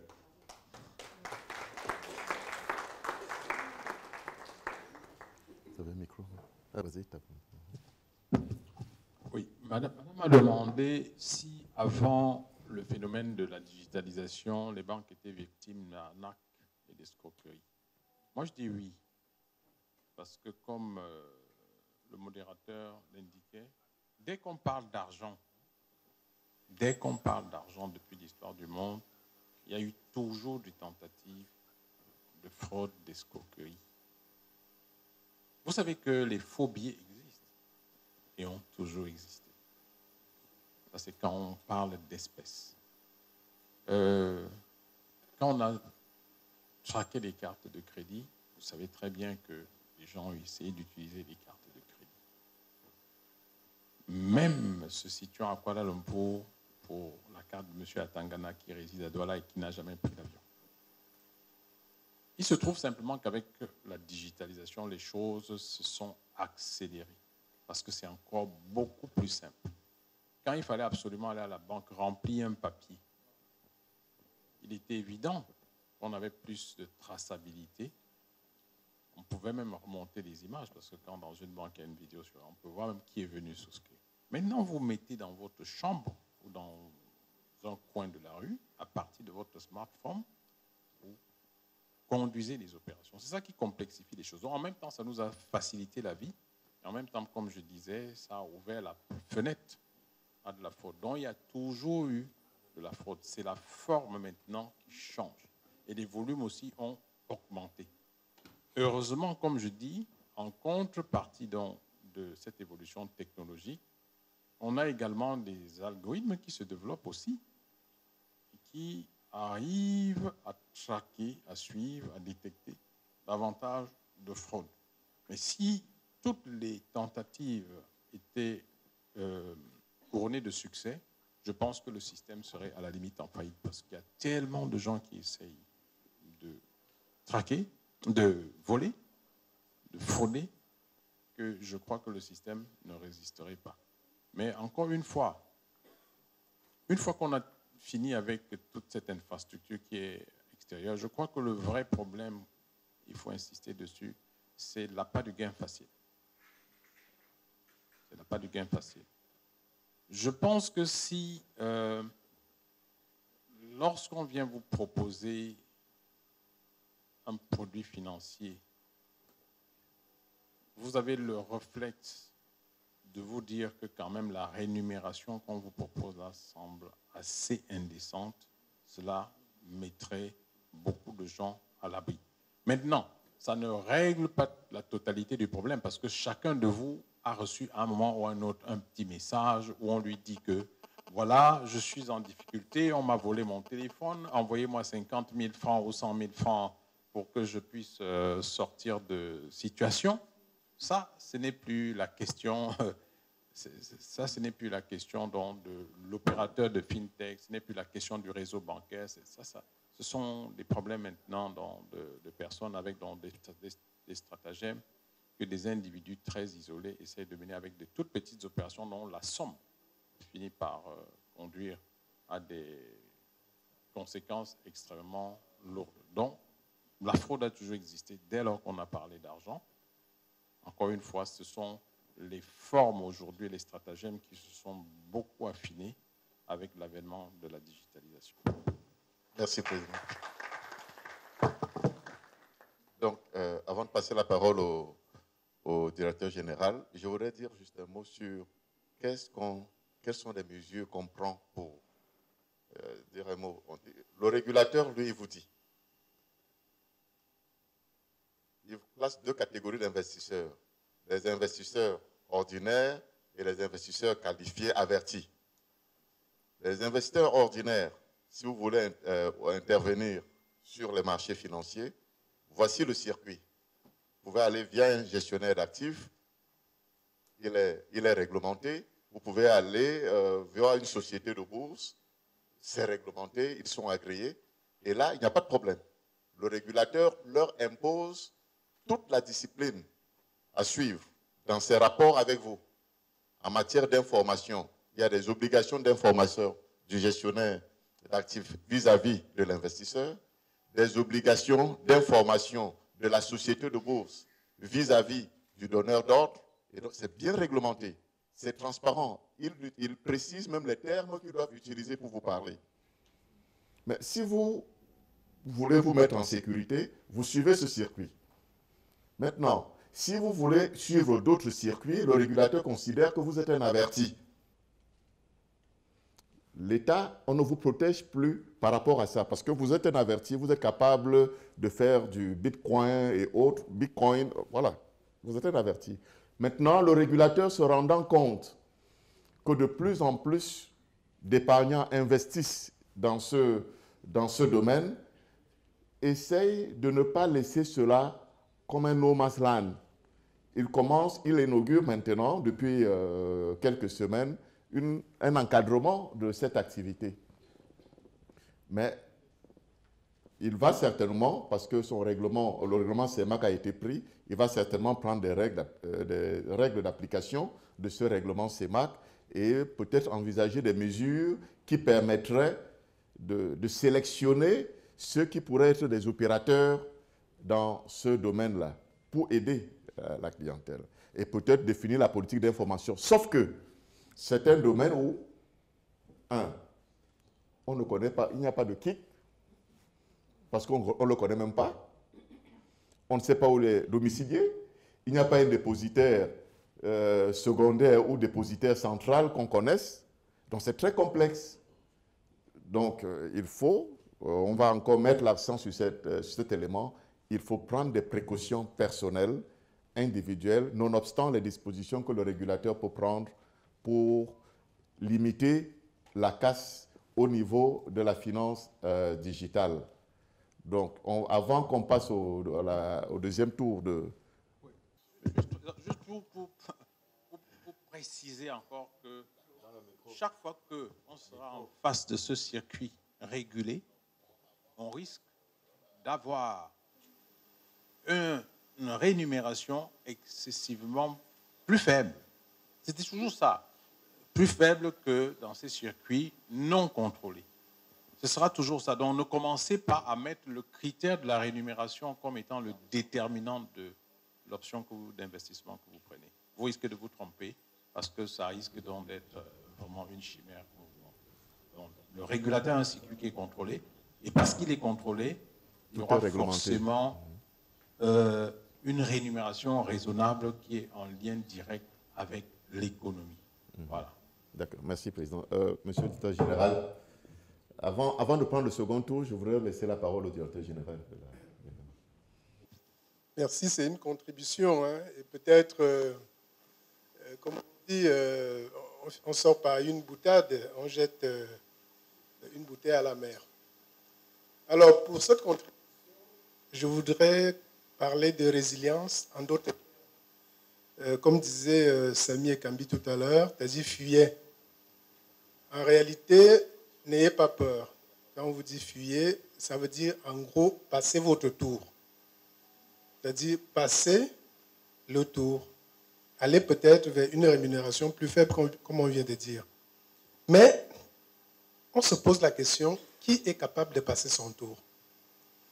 Les gens qui sont capables de passer leur tour, c'est les investisseurs plus ou moins bancarisés. C'est ceux qui ont la capacité à avoir leur épargne quelque part.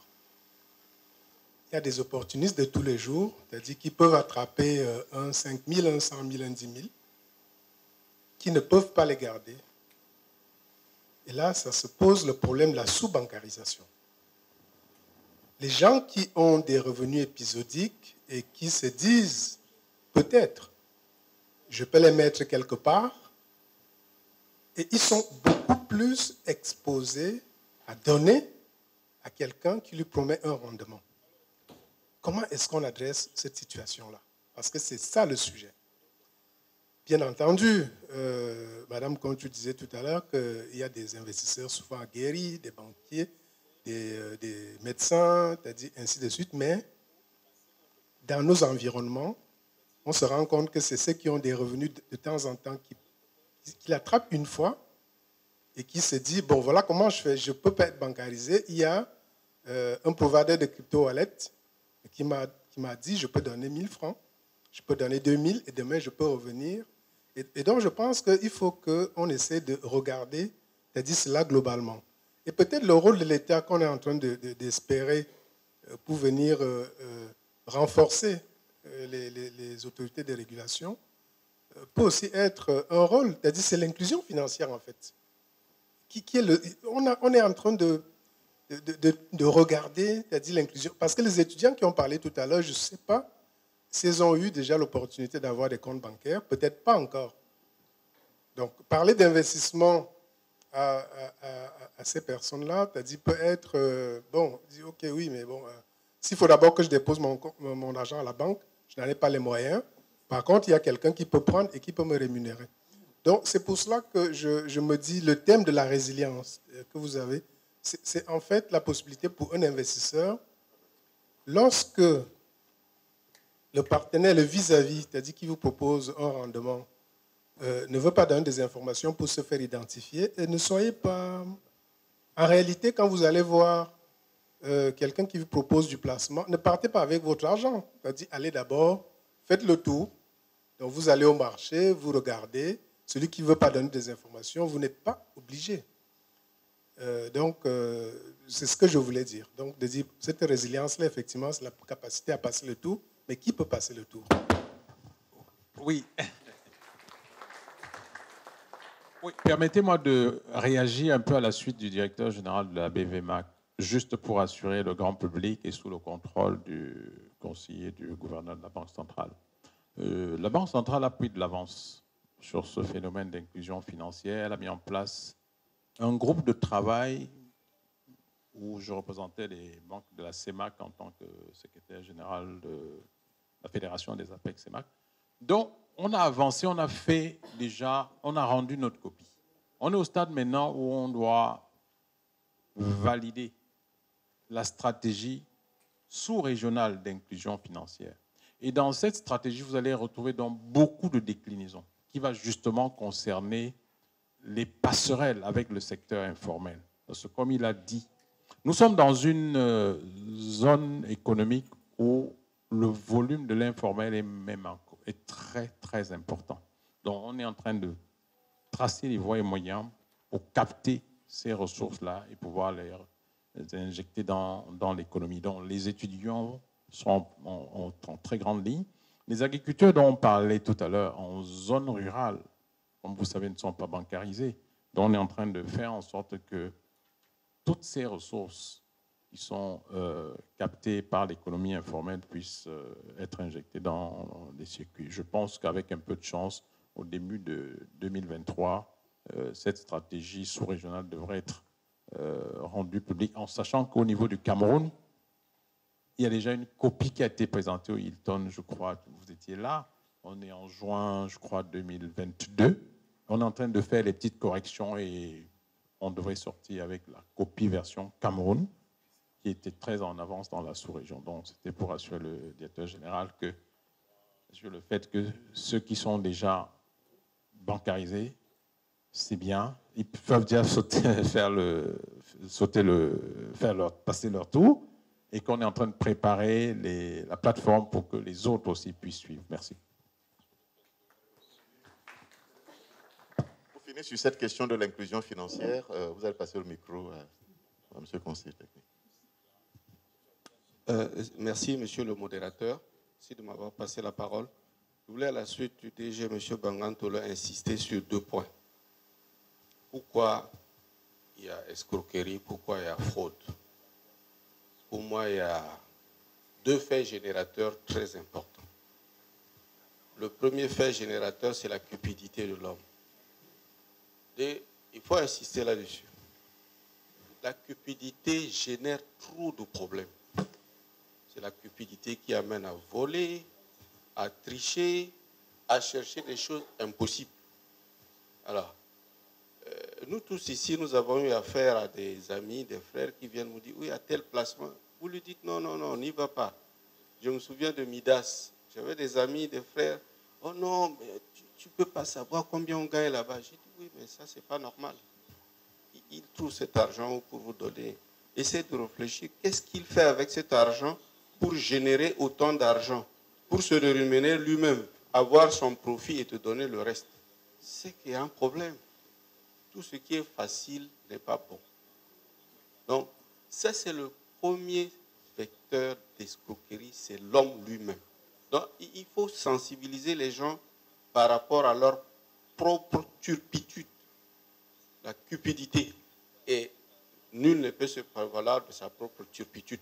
Lorsque toi-même, tu prends ton argent, tu amènes chez un charlatan, il t'escroque, il ne faut plus se plaindre. Ça, c'est le premier vecteur de l'escroquerie. C'est la cupidité de l'homme. Non. Lorsque tu es cupide, d'ailleurs, souvent même quand tu vas, c'est dans la nuit, tu donnes. Même quand il escroque, tu ne veux pas qu'on sache. Hein. Tu pleures tout seul. Bon. Mais après, dans les généralités, tu vas commencer à dire oui, il y a trop de bandits ici, tout ça. Mais en réalité, c'est toi-même qui es allé dans la gueule du loup par cupidité. Le deuxième vecteur, c'est la faiblesse de l'État, des États dans notre zone. Vous vous rendez compte, il y a eu, je crois que c'était en octobre 2020, le ministre des Finances du Cameroun fait un communiqué, presse, radio, télévision, dit que ces entreprises que je cite là n'ont pas d'agrément. Ce sont des escrocs. Premièrement, elles doivent arrêter de fonctionner. C'est ce qu'il dit, hein. Vous pouvez retrouver ce communiqué. Je crois que la plupart d'entre nous ici ont ce communiqué. Deuxièmement, elles doivent restituer l'argent.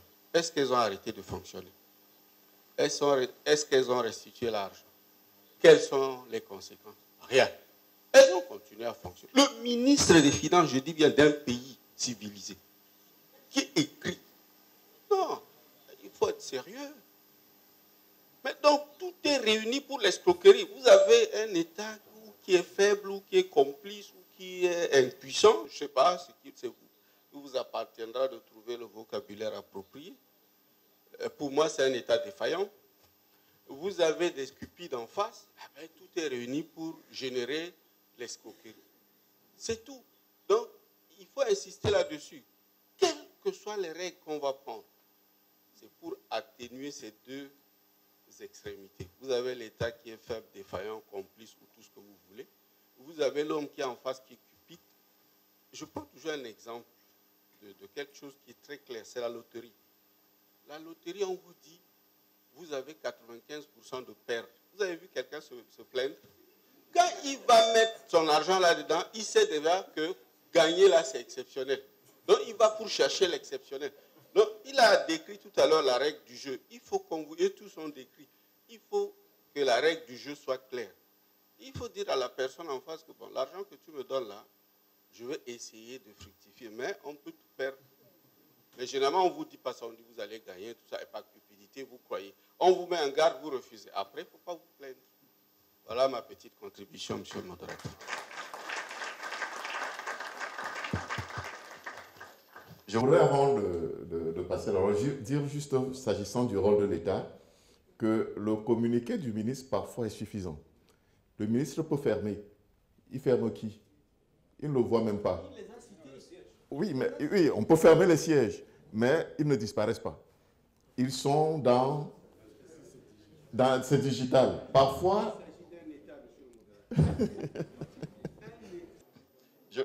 je voudrais dire que l'État du Cameroun, sur les 5 dernières années, a investi, je crois, déjà 25 millions de dollars sur la cybersécurité. Mais ça, c'est la police générale. Il faut maintenant pouvoir concevoir la police économique et financière. Ils font des efforts en matière de cybersécurité. 25 millions de dollars, c'est encore insuffisant. Mais il faut savoir qu'il en est du monde ordinaire comme du monde de la finance. Il faut une police générale, c'est ce que l'État peut faire, et une police spéciale, c'est ce que la COSUMAF devrait faire. Et je crois qu'en ce moment, à cette époque d'ailleurs, il y avait un problème quant à savoir si c'était à l'État de poursuivre dans cet élément. Et je crois que la COSUMAF était rentrée. C'est d'ailleurs, l'État du Cameroun a suivi la COSUMAF, je crois. Voilà, donc il y avait ce problème. Je crois que ce serait mieux organisé. Merci. Je suis M. Njonzo Fongan Rigobert, actionnaire dans toutes les sociétés camerounaises cotées à la BVMAC.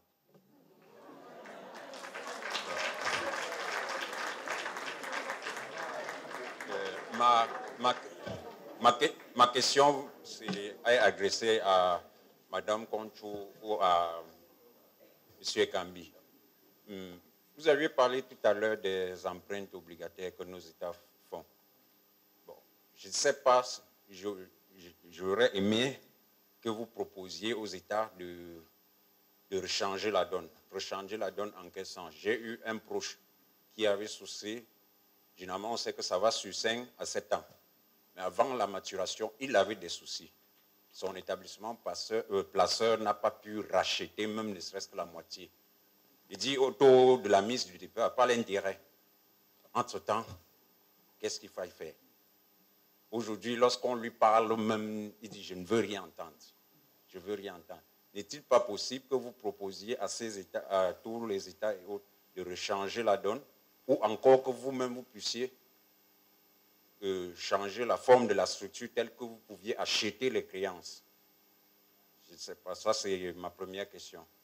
Bon, la seconde question, bon, je ne sais pas si c'est une question, je vais m'adresser à M. Kam.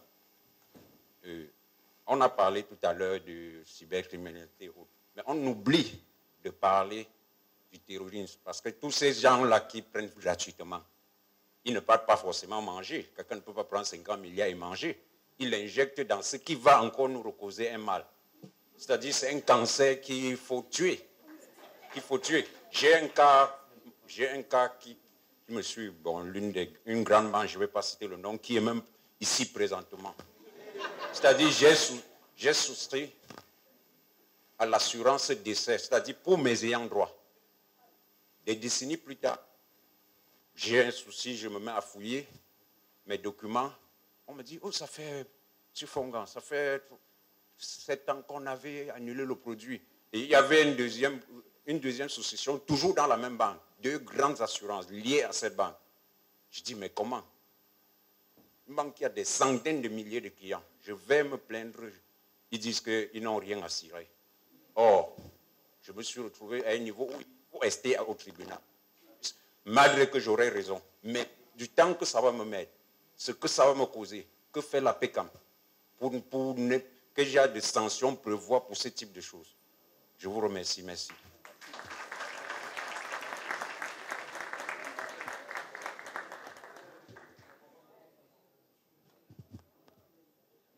Merci, bonjour.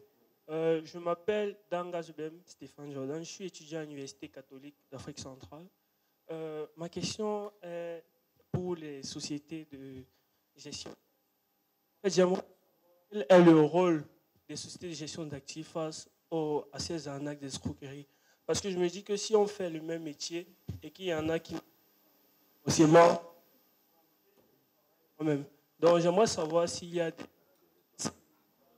associations, de sociétés de bourse de gestion d'actifs qui permettent de lutter contre ces marchés.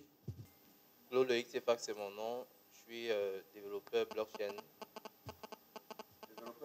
Blockchain. Ah, d'accord.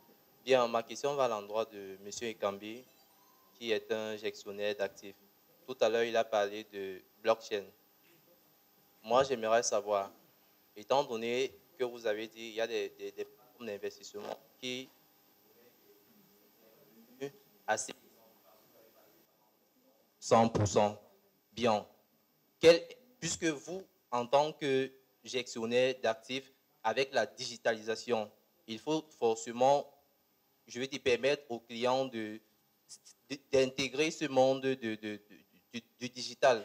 Quelles solutions proposez-vous donc à vos clients, puisqu'on parle de blockchain comme étant une révolution qui vient décentraliser la finance, et avec les plateformes d'investissement, gestionnaires d'actifs que vous êtes, est-ce que vous sécurisez vraiment les actifs de vos clients? Parce que, à ce que je sache, vous êtes toujours dans la centralisation. Quand je parle du directeur de banque, M. Pierre Kam, qui dit il faut fuir toutes ces plateformes d'investissement, il faut fuir cette digitalisation là-bas. S'il faut fuir dans le monde de la digitalisation, s'il faut fuir je veux dire, cette révolution blockchain, comment allons-nous donc faire pour sortir de cette finance centralisée? Donc, question de M. Ekambi. D'accord. Pour que ce soit la dernière série, j'ajouterai 2 questions. Qui? Anvers, c'est? Ok. Celui-là, excusez que nous soyons obligés d'être un peu directifs. Je me nomme Mambo Loïc, je suis étudiant en droit. Donc je suis un peu en mode explorateur. C'est un monde plus ou moins nouveau pour moi. Mais je ne veux pas vraiment parler de la sécurité. En réalité, ce que je veux comprendre, c'est dans quoi est-ce qu'une personne qui a l'intention d'investir son argent, quand il dit, il vient à la COSUMAF, il peut investir dans quoi concrètement? On parle d'investissement, mais ça porte sur quoi? Et de 2, j'entends les asset managers, j'entends la BVMAC. C'est quoi la différence? Le profane, l'investisseur, pourquoi il va parler à la BVMAC et va plutôt aller vers un gestionnaire d'actifs? Merci. Merci. Bonjour à tous. Je m'appelle Anang Mo. J'assiste mes clients aujourd'hui au montage de business plan et à la recherche de financement de mon expérience d'ancien banquier. Alors, ce client, c'est la très petite entreprise, c'est aussi la grande entreprise, c'est aussi la maman qui vend les tomates au marché de Kouloun et Bepanda. Depuis que nous sommes ici, j'ai remarqué que notre rendez-vous, c'est un rendez-vous d'élite, dans mon veste, costume et autres. Je n'ai pas remarqué de Bayan Salam, je n'ai pas remarqué de Quincailler. Pourtant, de mon expérience à la banque, cette cible constituait pratiquement 55% de mes ressources à vue. J'aimerais savoir quelle est la communication qui a été faite, aussi bien par la COSUMAF que par les sociétés de bourse, pour favoriser ce que nous appelons inclusion financière. Merci. C'est bon pour la série? Oui. Bon, c'est bon pour la série. Je vais commencer par la dernière question, mais pas pour répondre moi-même. Je voudrais déjà rassurer M. Anamo sur l'intérêt porté à la question, tant s'agissant de l'inclusion financière que s'agissant des gestionnaires d'actifs qui proposent des produits de gestion collective et même de questions qui sont discutées au sein de la BVMAC actuellement pour adresser ces types d'investisseurs. Donc, je ne vais pas répondre directement à la question, mais je vais laisser la possibilité à toutes les parties que je viens de citer de prendre la parole s'ils avaient besoin de partager les réflexions qui se mènent en leur sein relativement aux petits épargnants. En fait, c'est de ça qu'il s'agit, les petits épargnants. Mais dans l'ordre, je vais d'abord laisser la parole aux gestionnaires d'actifs pour qu'ils répondent aux questions qui leur étaient adressées avant la dernière. Je crois que les 2 premières vous étaient adressées. Oui. D'accord. Bon, j'oublie les noms. Donc, le monsieur Fongan a parlé de la problématique de la liquidité des titres publics, notamment les titres d'État. Donc, ça tombe bien parce que je suis un gestionnaire d'actifs. Avant que je ne propose des solutions, ce que je vous dirais, c'est que la prochaine fois que vous voulez investir dans un titre d'État, adressez-vous à une société de gestion. C'est plus facile, effectivement, pour vous, en tant qu'investisseur, de passer par le biais d'une société de gestion parce que le rôle d'une société de gestion, en réalité, c'est de pouvoir rendre beaucoup plus liquides les titres publics ou tous les titres même qui sont cotés sur le marché financier. Donc, quand ceci est dit, maintenant, il faut comprendre en réalité les rôles des différents intervenants dans les opérations. Une société de bourse, en réalité, parce que ce n'est pas une société de gestion, mais c'est une société de bourse, un intermédiaire, a le rôle de mettre en relation un investisseur et un émetteur. L'émetteur, donc, c'est ce qu'on appelle un émetteur, c'est celui qui émet des titres. Donc, un État ou une entreprise qui peut émettre des actions ou des obligations. Donc, Elle n'a pas forcément la responsabilité, la société de bourse, de se substituer à l'émetteur quand il y a un besoin de remboursement anticipé, si pour simplifier ça comme ça, ou bien de liquidité. Tout ce qu'elle peut faire, c'est effectivement récolter votre besoin et essayer de trouver une solution, pas forcément auprès de l'émetteur, mais sur le marché de façon générale. Donc, le sujet n'est pas forcément de changer la donne en termes de titres d'État, d'autant plus que si c'était un emprunt obligataire même auquel votre ami avait souscrit, moi je ne suis pas société de bourse, mais il y en a beaucoup ici, ils vous diront que les emprunts obligataires, ils se remboursent par amortissement du capital progressif. Donc, vous avez quand même une partie du capital qui vous est remboursé en même temps que les intérêts. Et si vous étiez là hier, au début, on a beaucoup parlé de ce qu'on appelle le marché secondaire. Le marché secondaire, c'est l'endroit où on doit pouvoir, et ça c'est notre défi à nous, les professionnels du marché, la COSUMAF, la BVMAC, la Banque centrale, les intermédiaires de marché, pouvoir développer le marché secondaire pour faire en sorte que lorsqu'on a des besoins comme celui de votre ami, très rapidement, ça puisse être servi. Aujourd'hui, l'avènement des sociétés de gestion d'actifs vient être une solution partielle au problème, mais nous continuons quand même à travailler là-dessus pour qu'on ne puisse plus retomber dans des situations comme celle de votre ami où il a besoin de son argent, il a des titres et qu'il puisse effectivement rentrer en possession d'une partie ou bien de la totalité de son investissement au moment où il le souhaite. Et je vais lancer une petite pique aussi à M. Cam de la PECAM pour dire qu'aujourd'hui, les sociétés de gestion ont beaucoup de difficultés à travailler avec les banques parce que les parts d'OPCVM ne sont pas encore acceptées en nantissement dans les opérations bancaires, des opérations de crédit, et qui pourrait aussi être une solution aujourd'hui à tout ce qui est développement du marché secondaire. Parce que si un client a des titres de part d'OPCVM ou des titres publics qui aujourd'hui sont acceptés, si les titres publics sont acceptés aujourd'hui en nantissement pour donner du crédit en avance sur trésorerie par exemple ou bien en découvert, sachant que les parts d'OPCVM sont constituées de titres publics en général, ça devrait être le cas, ça devrait nous faciliter effectivement le développement de ce qu'on appelle le marché secondaire. Donc pour que les uns et les autres puissent dans un laps de temps très court, rentrer en possession de toute une partie du capital investi dans les titres publics d'État.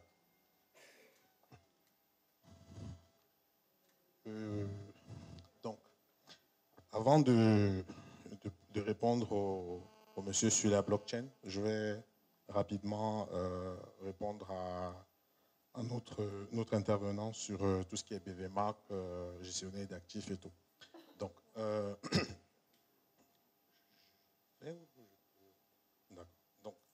la BVMAC, c'est la bourse des valeurs mobilières de l'Afrique centrale.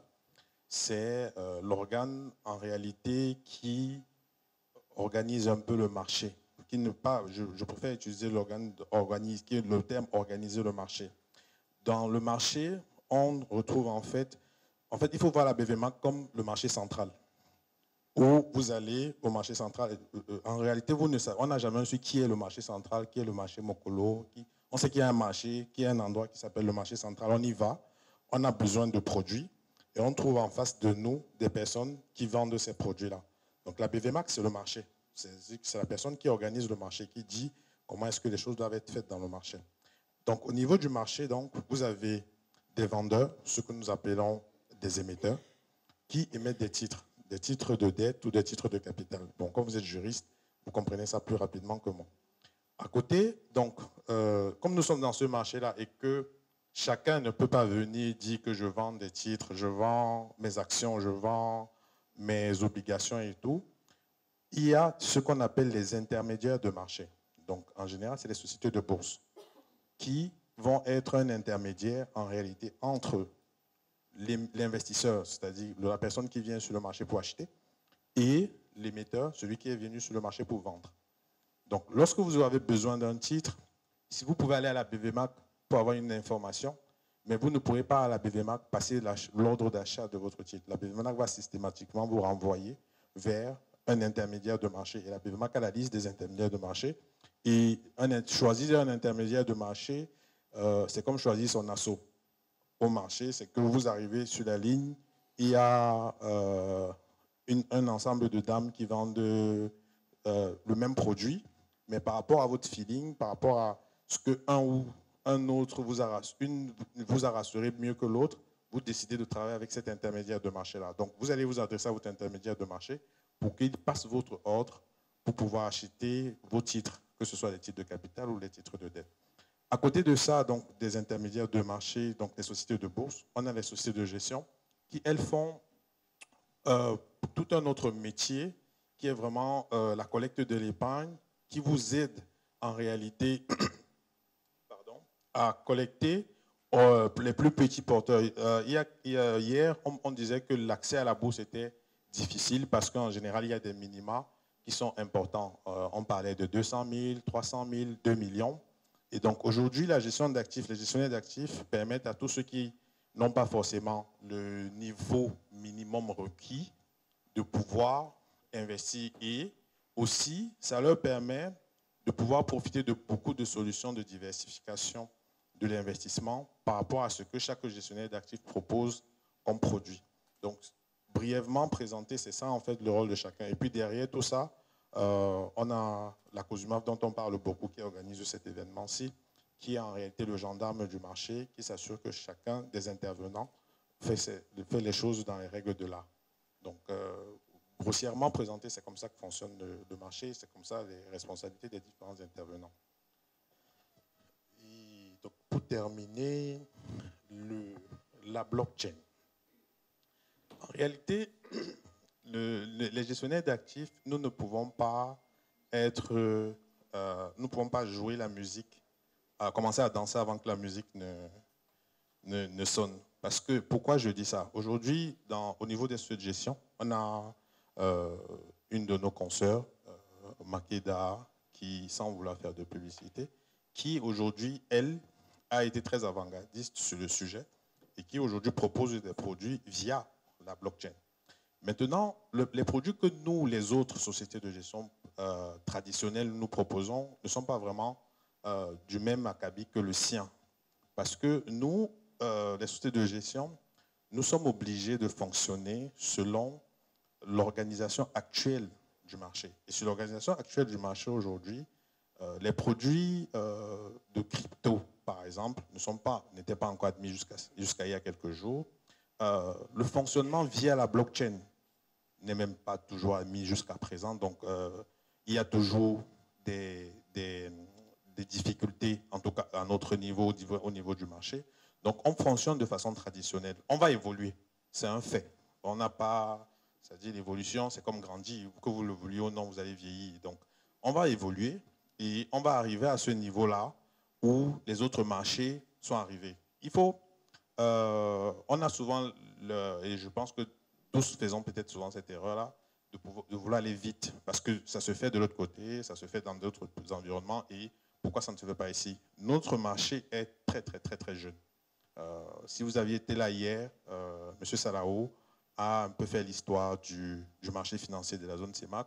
En réalité, si on veut rentrer dans le détail, ce marché a 2-3 ans. C'est 2019. Donc, on a d'abord besoin de pouvoir faire nos classes. On va essayer de les faire beaucoup plus rapidement que les autres parce qu'on a au moins de quoi s'inspirer pour aller vite, pour éviter de refaire les mêmes erreurs que les autres. Et on va rattraper, au fur et à mesure, on va rattraper le pas de la digitalisation. Aujourd'hui, encore, il faut rester un peu dans notre contexte. En banque, qui est un peu la mère de l'activité financière, même la digitalisation n'est pas encore complètement admise. Aujourd'hui, pour faire une opération en banque, ils vont vous envoyer un SMS, c'est vrai. Vous pouvez signer et envoyer par mail, c'est vrai. Mais pour ouvrir un compte, vous devez vous présenter. Si vous ne vous présentez pas, vous ne pouvez pas ouvrir un compte. On doit au moins vous identifier physiquement. Parce que notre environnement aussi ne permet pas qu'on puisse se fier uniquement à un mail ou à une photo qu'on a envoyée d'un ordinateur quelque part d'où on ne sait pas pour pouvoir ouvrir un compte. Donc ça va venir. C'est bien qu'il y ait des jeunes comme vous qui soient déjà dans ce milieu-là. Ça veut dire qu'au moment où ça viendra, vous serez sûrement très cotisés par nous. Donc ça va venir, mais nous n'en sommes pas encore là. Donc, je pense que j'ai répondu à toutes les questions qui n'étaient intéressées.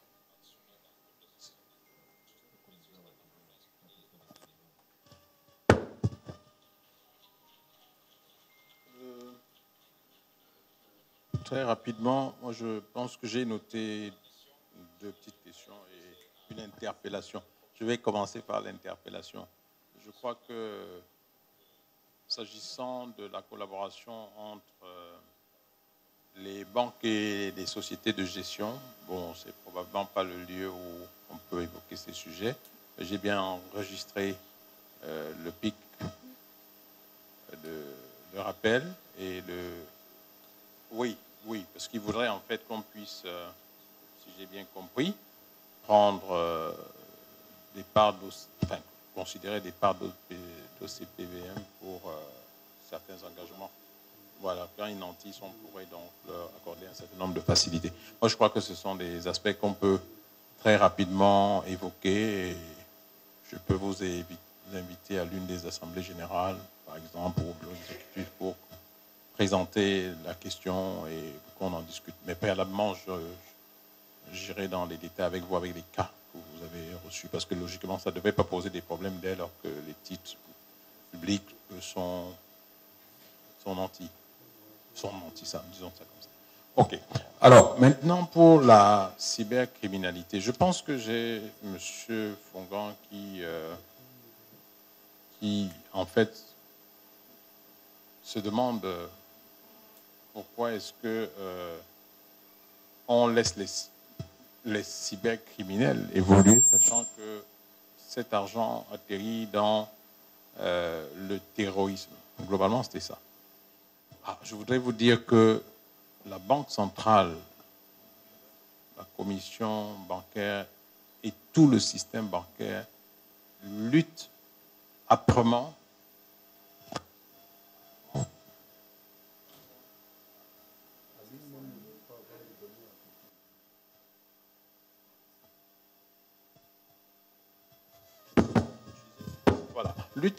donc, non seulement contre le terrorisme, mais contre le blanchiment d'argent.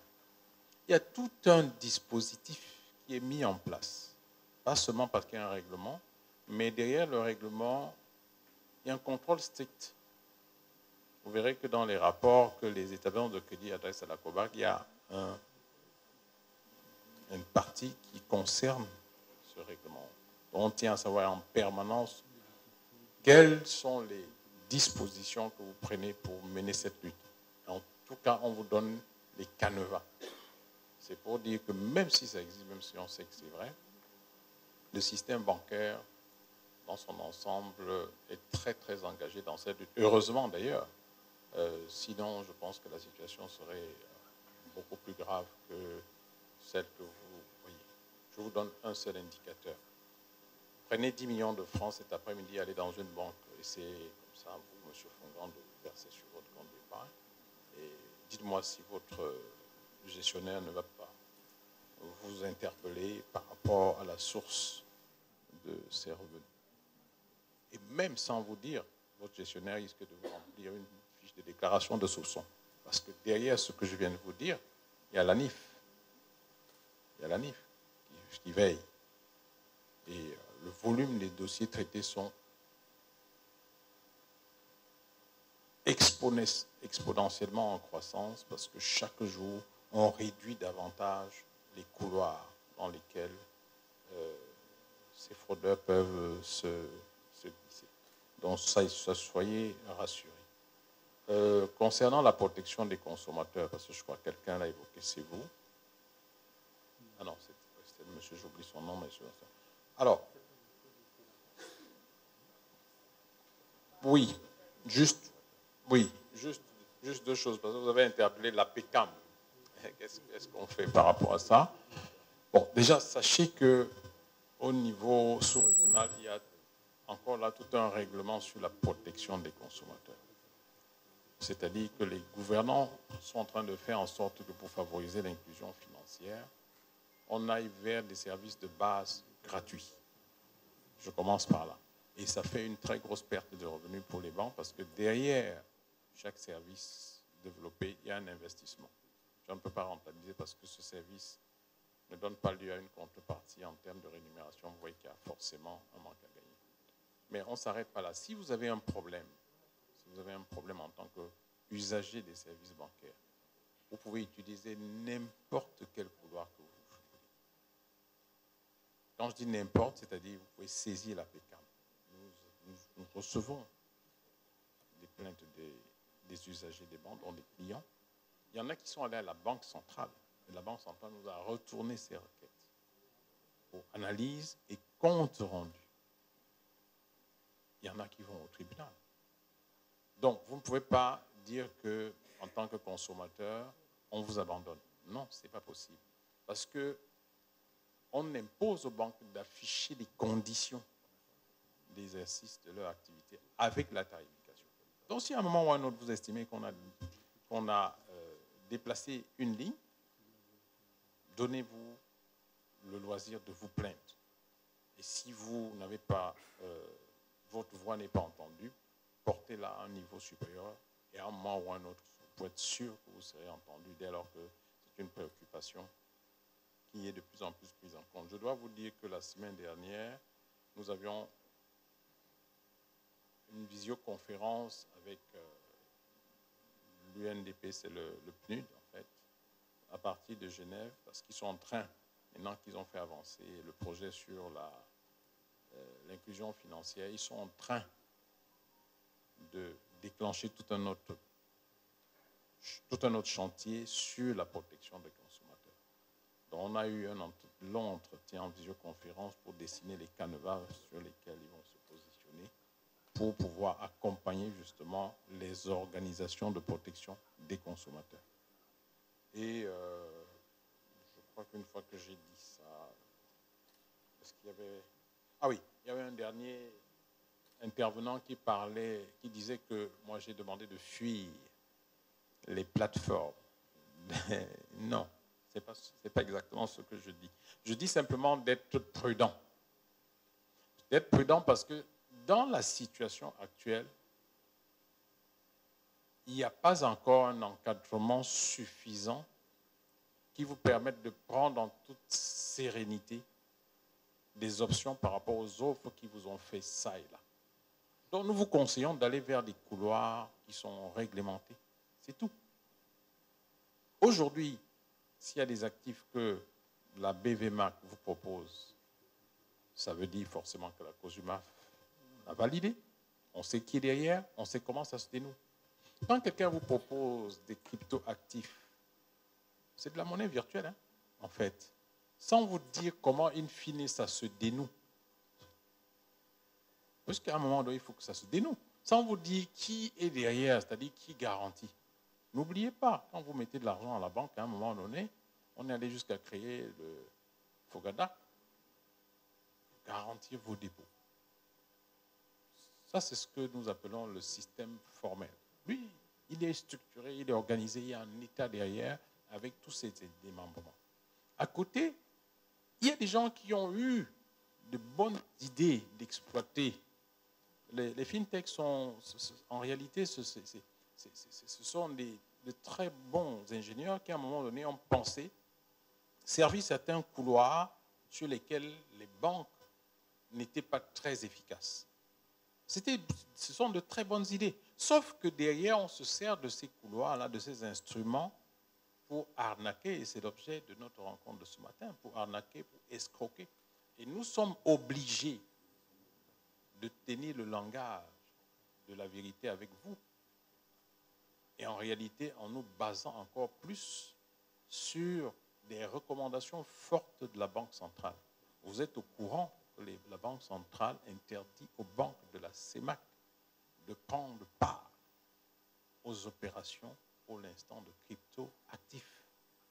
Vous le savez, simplement parce qu'elle est encore elle-même en chantier pour encadrer ces opérations. Donc, je ne peux pas représenter les banques et vous dire que, allez-y, c'est encore un nuage pour le moment. Et c'est pour vous, c'est pour votre protection, pour votre sécurité, la sécurité de vos ressources, que nous, on le dit. Il est une évidence, c'est que le train est en marche. Le train en marche, il est mondial. Les crypto-actifs ne sont pas nés au Cameroun, ne s'arrêteront pas au Cameroun. On dit simplement qu'on se donne le temps de la réflexion, le temps de l'encadrement et le temps aussi de la culture financière. on ne part pas facilement d'une campagne, franchie d'une campagne, d'un village où on élève ses poules, on garde l'argent sous les bas de laine, donc sous le matelas, et du jour au lendemain, on se retrouve sur son smartphone en train de souscrire un titre qui est placé sur un marché dans un pays qu'on n'a jamais visité, alors qu'on n'a soi-même jamais pris l'avion. Voilà, c'est de ça qu'il s'agit. Hein. Partons sur des choses simples. Donc, prudence, prudence. Merci, Monsieur le Président. C'était juste, je crois, pour clôturer notre échange de ce matin. Vous avez dit tout est en marche. Les cryptoactifs sont en marche. La régulation aussi. On va encadrer. Nous avons indiqué les deux couloirs. Il y a le couloir officiel qui est encadré, c'est protégé, et les régulateurs, que ce soit bancaires ou du marché financier, ont des dispositions sur la protection des consommateurs. Il faut lire ces dispositions et s'y plier. Maintenant, si vous voulez prendre l'autre couloir, il n'est pas interdit. On ne pouvait même pas l'interdire, il est déjà là. Son encadrement est amorcé, mais tout ce que le régulateur vous dit, c'est tirer la sonnette d'alarme. Attention. Attention, parce que quand vous opérez sur ce terrain, vous êtes considéré comme un investisseur aguerri. Donc, à même de se protéger soi-même. Si vous allez au MIDA et autres, et que vous êtes escroqué, ne faites pas les marches publiques pour dire que l'État ne vous a pas protégé.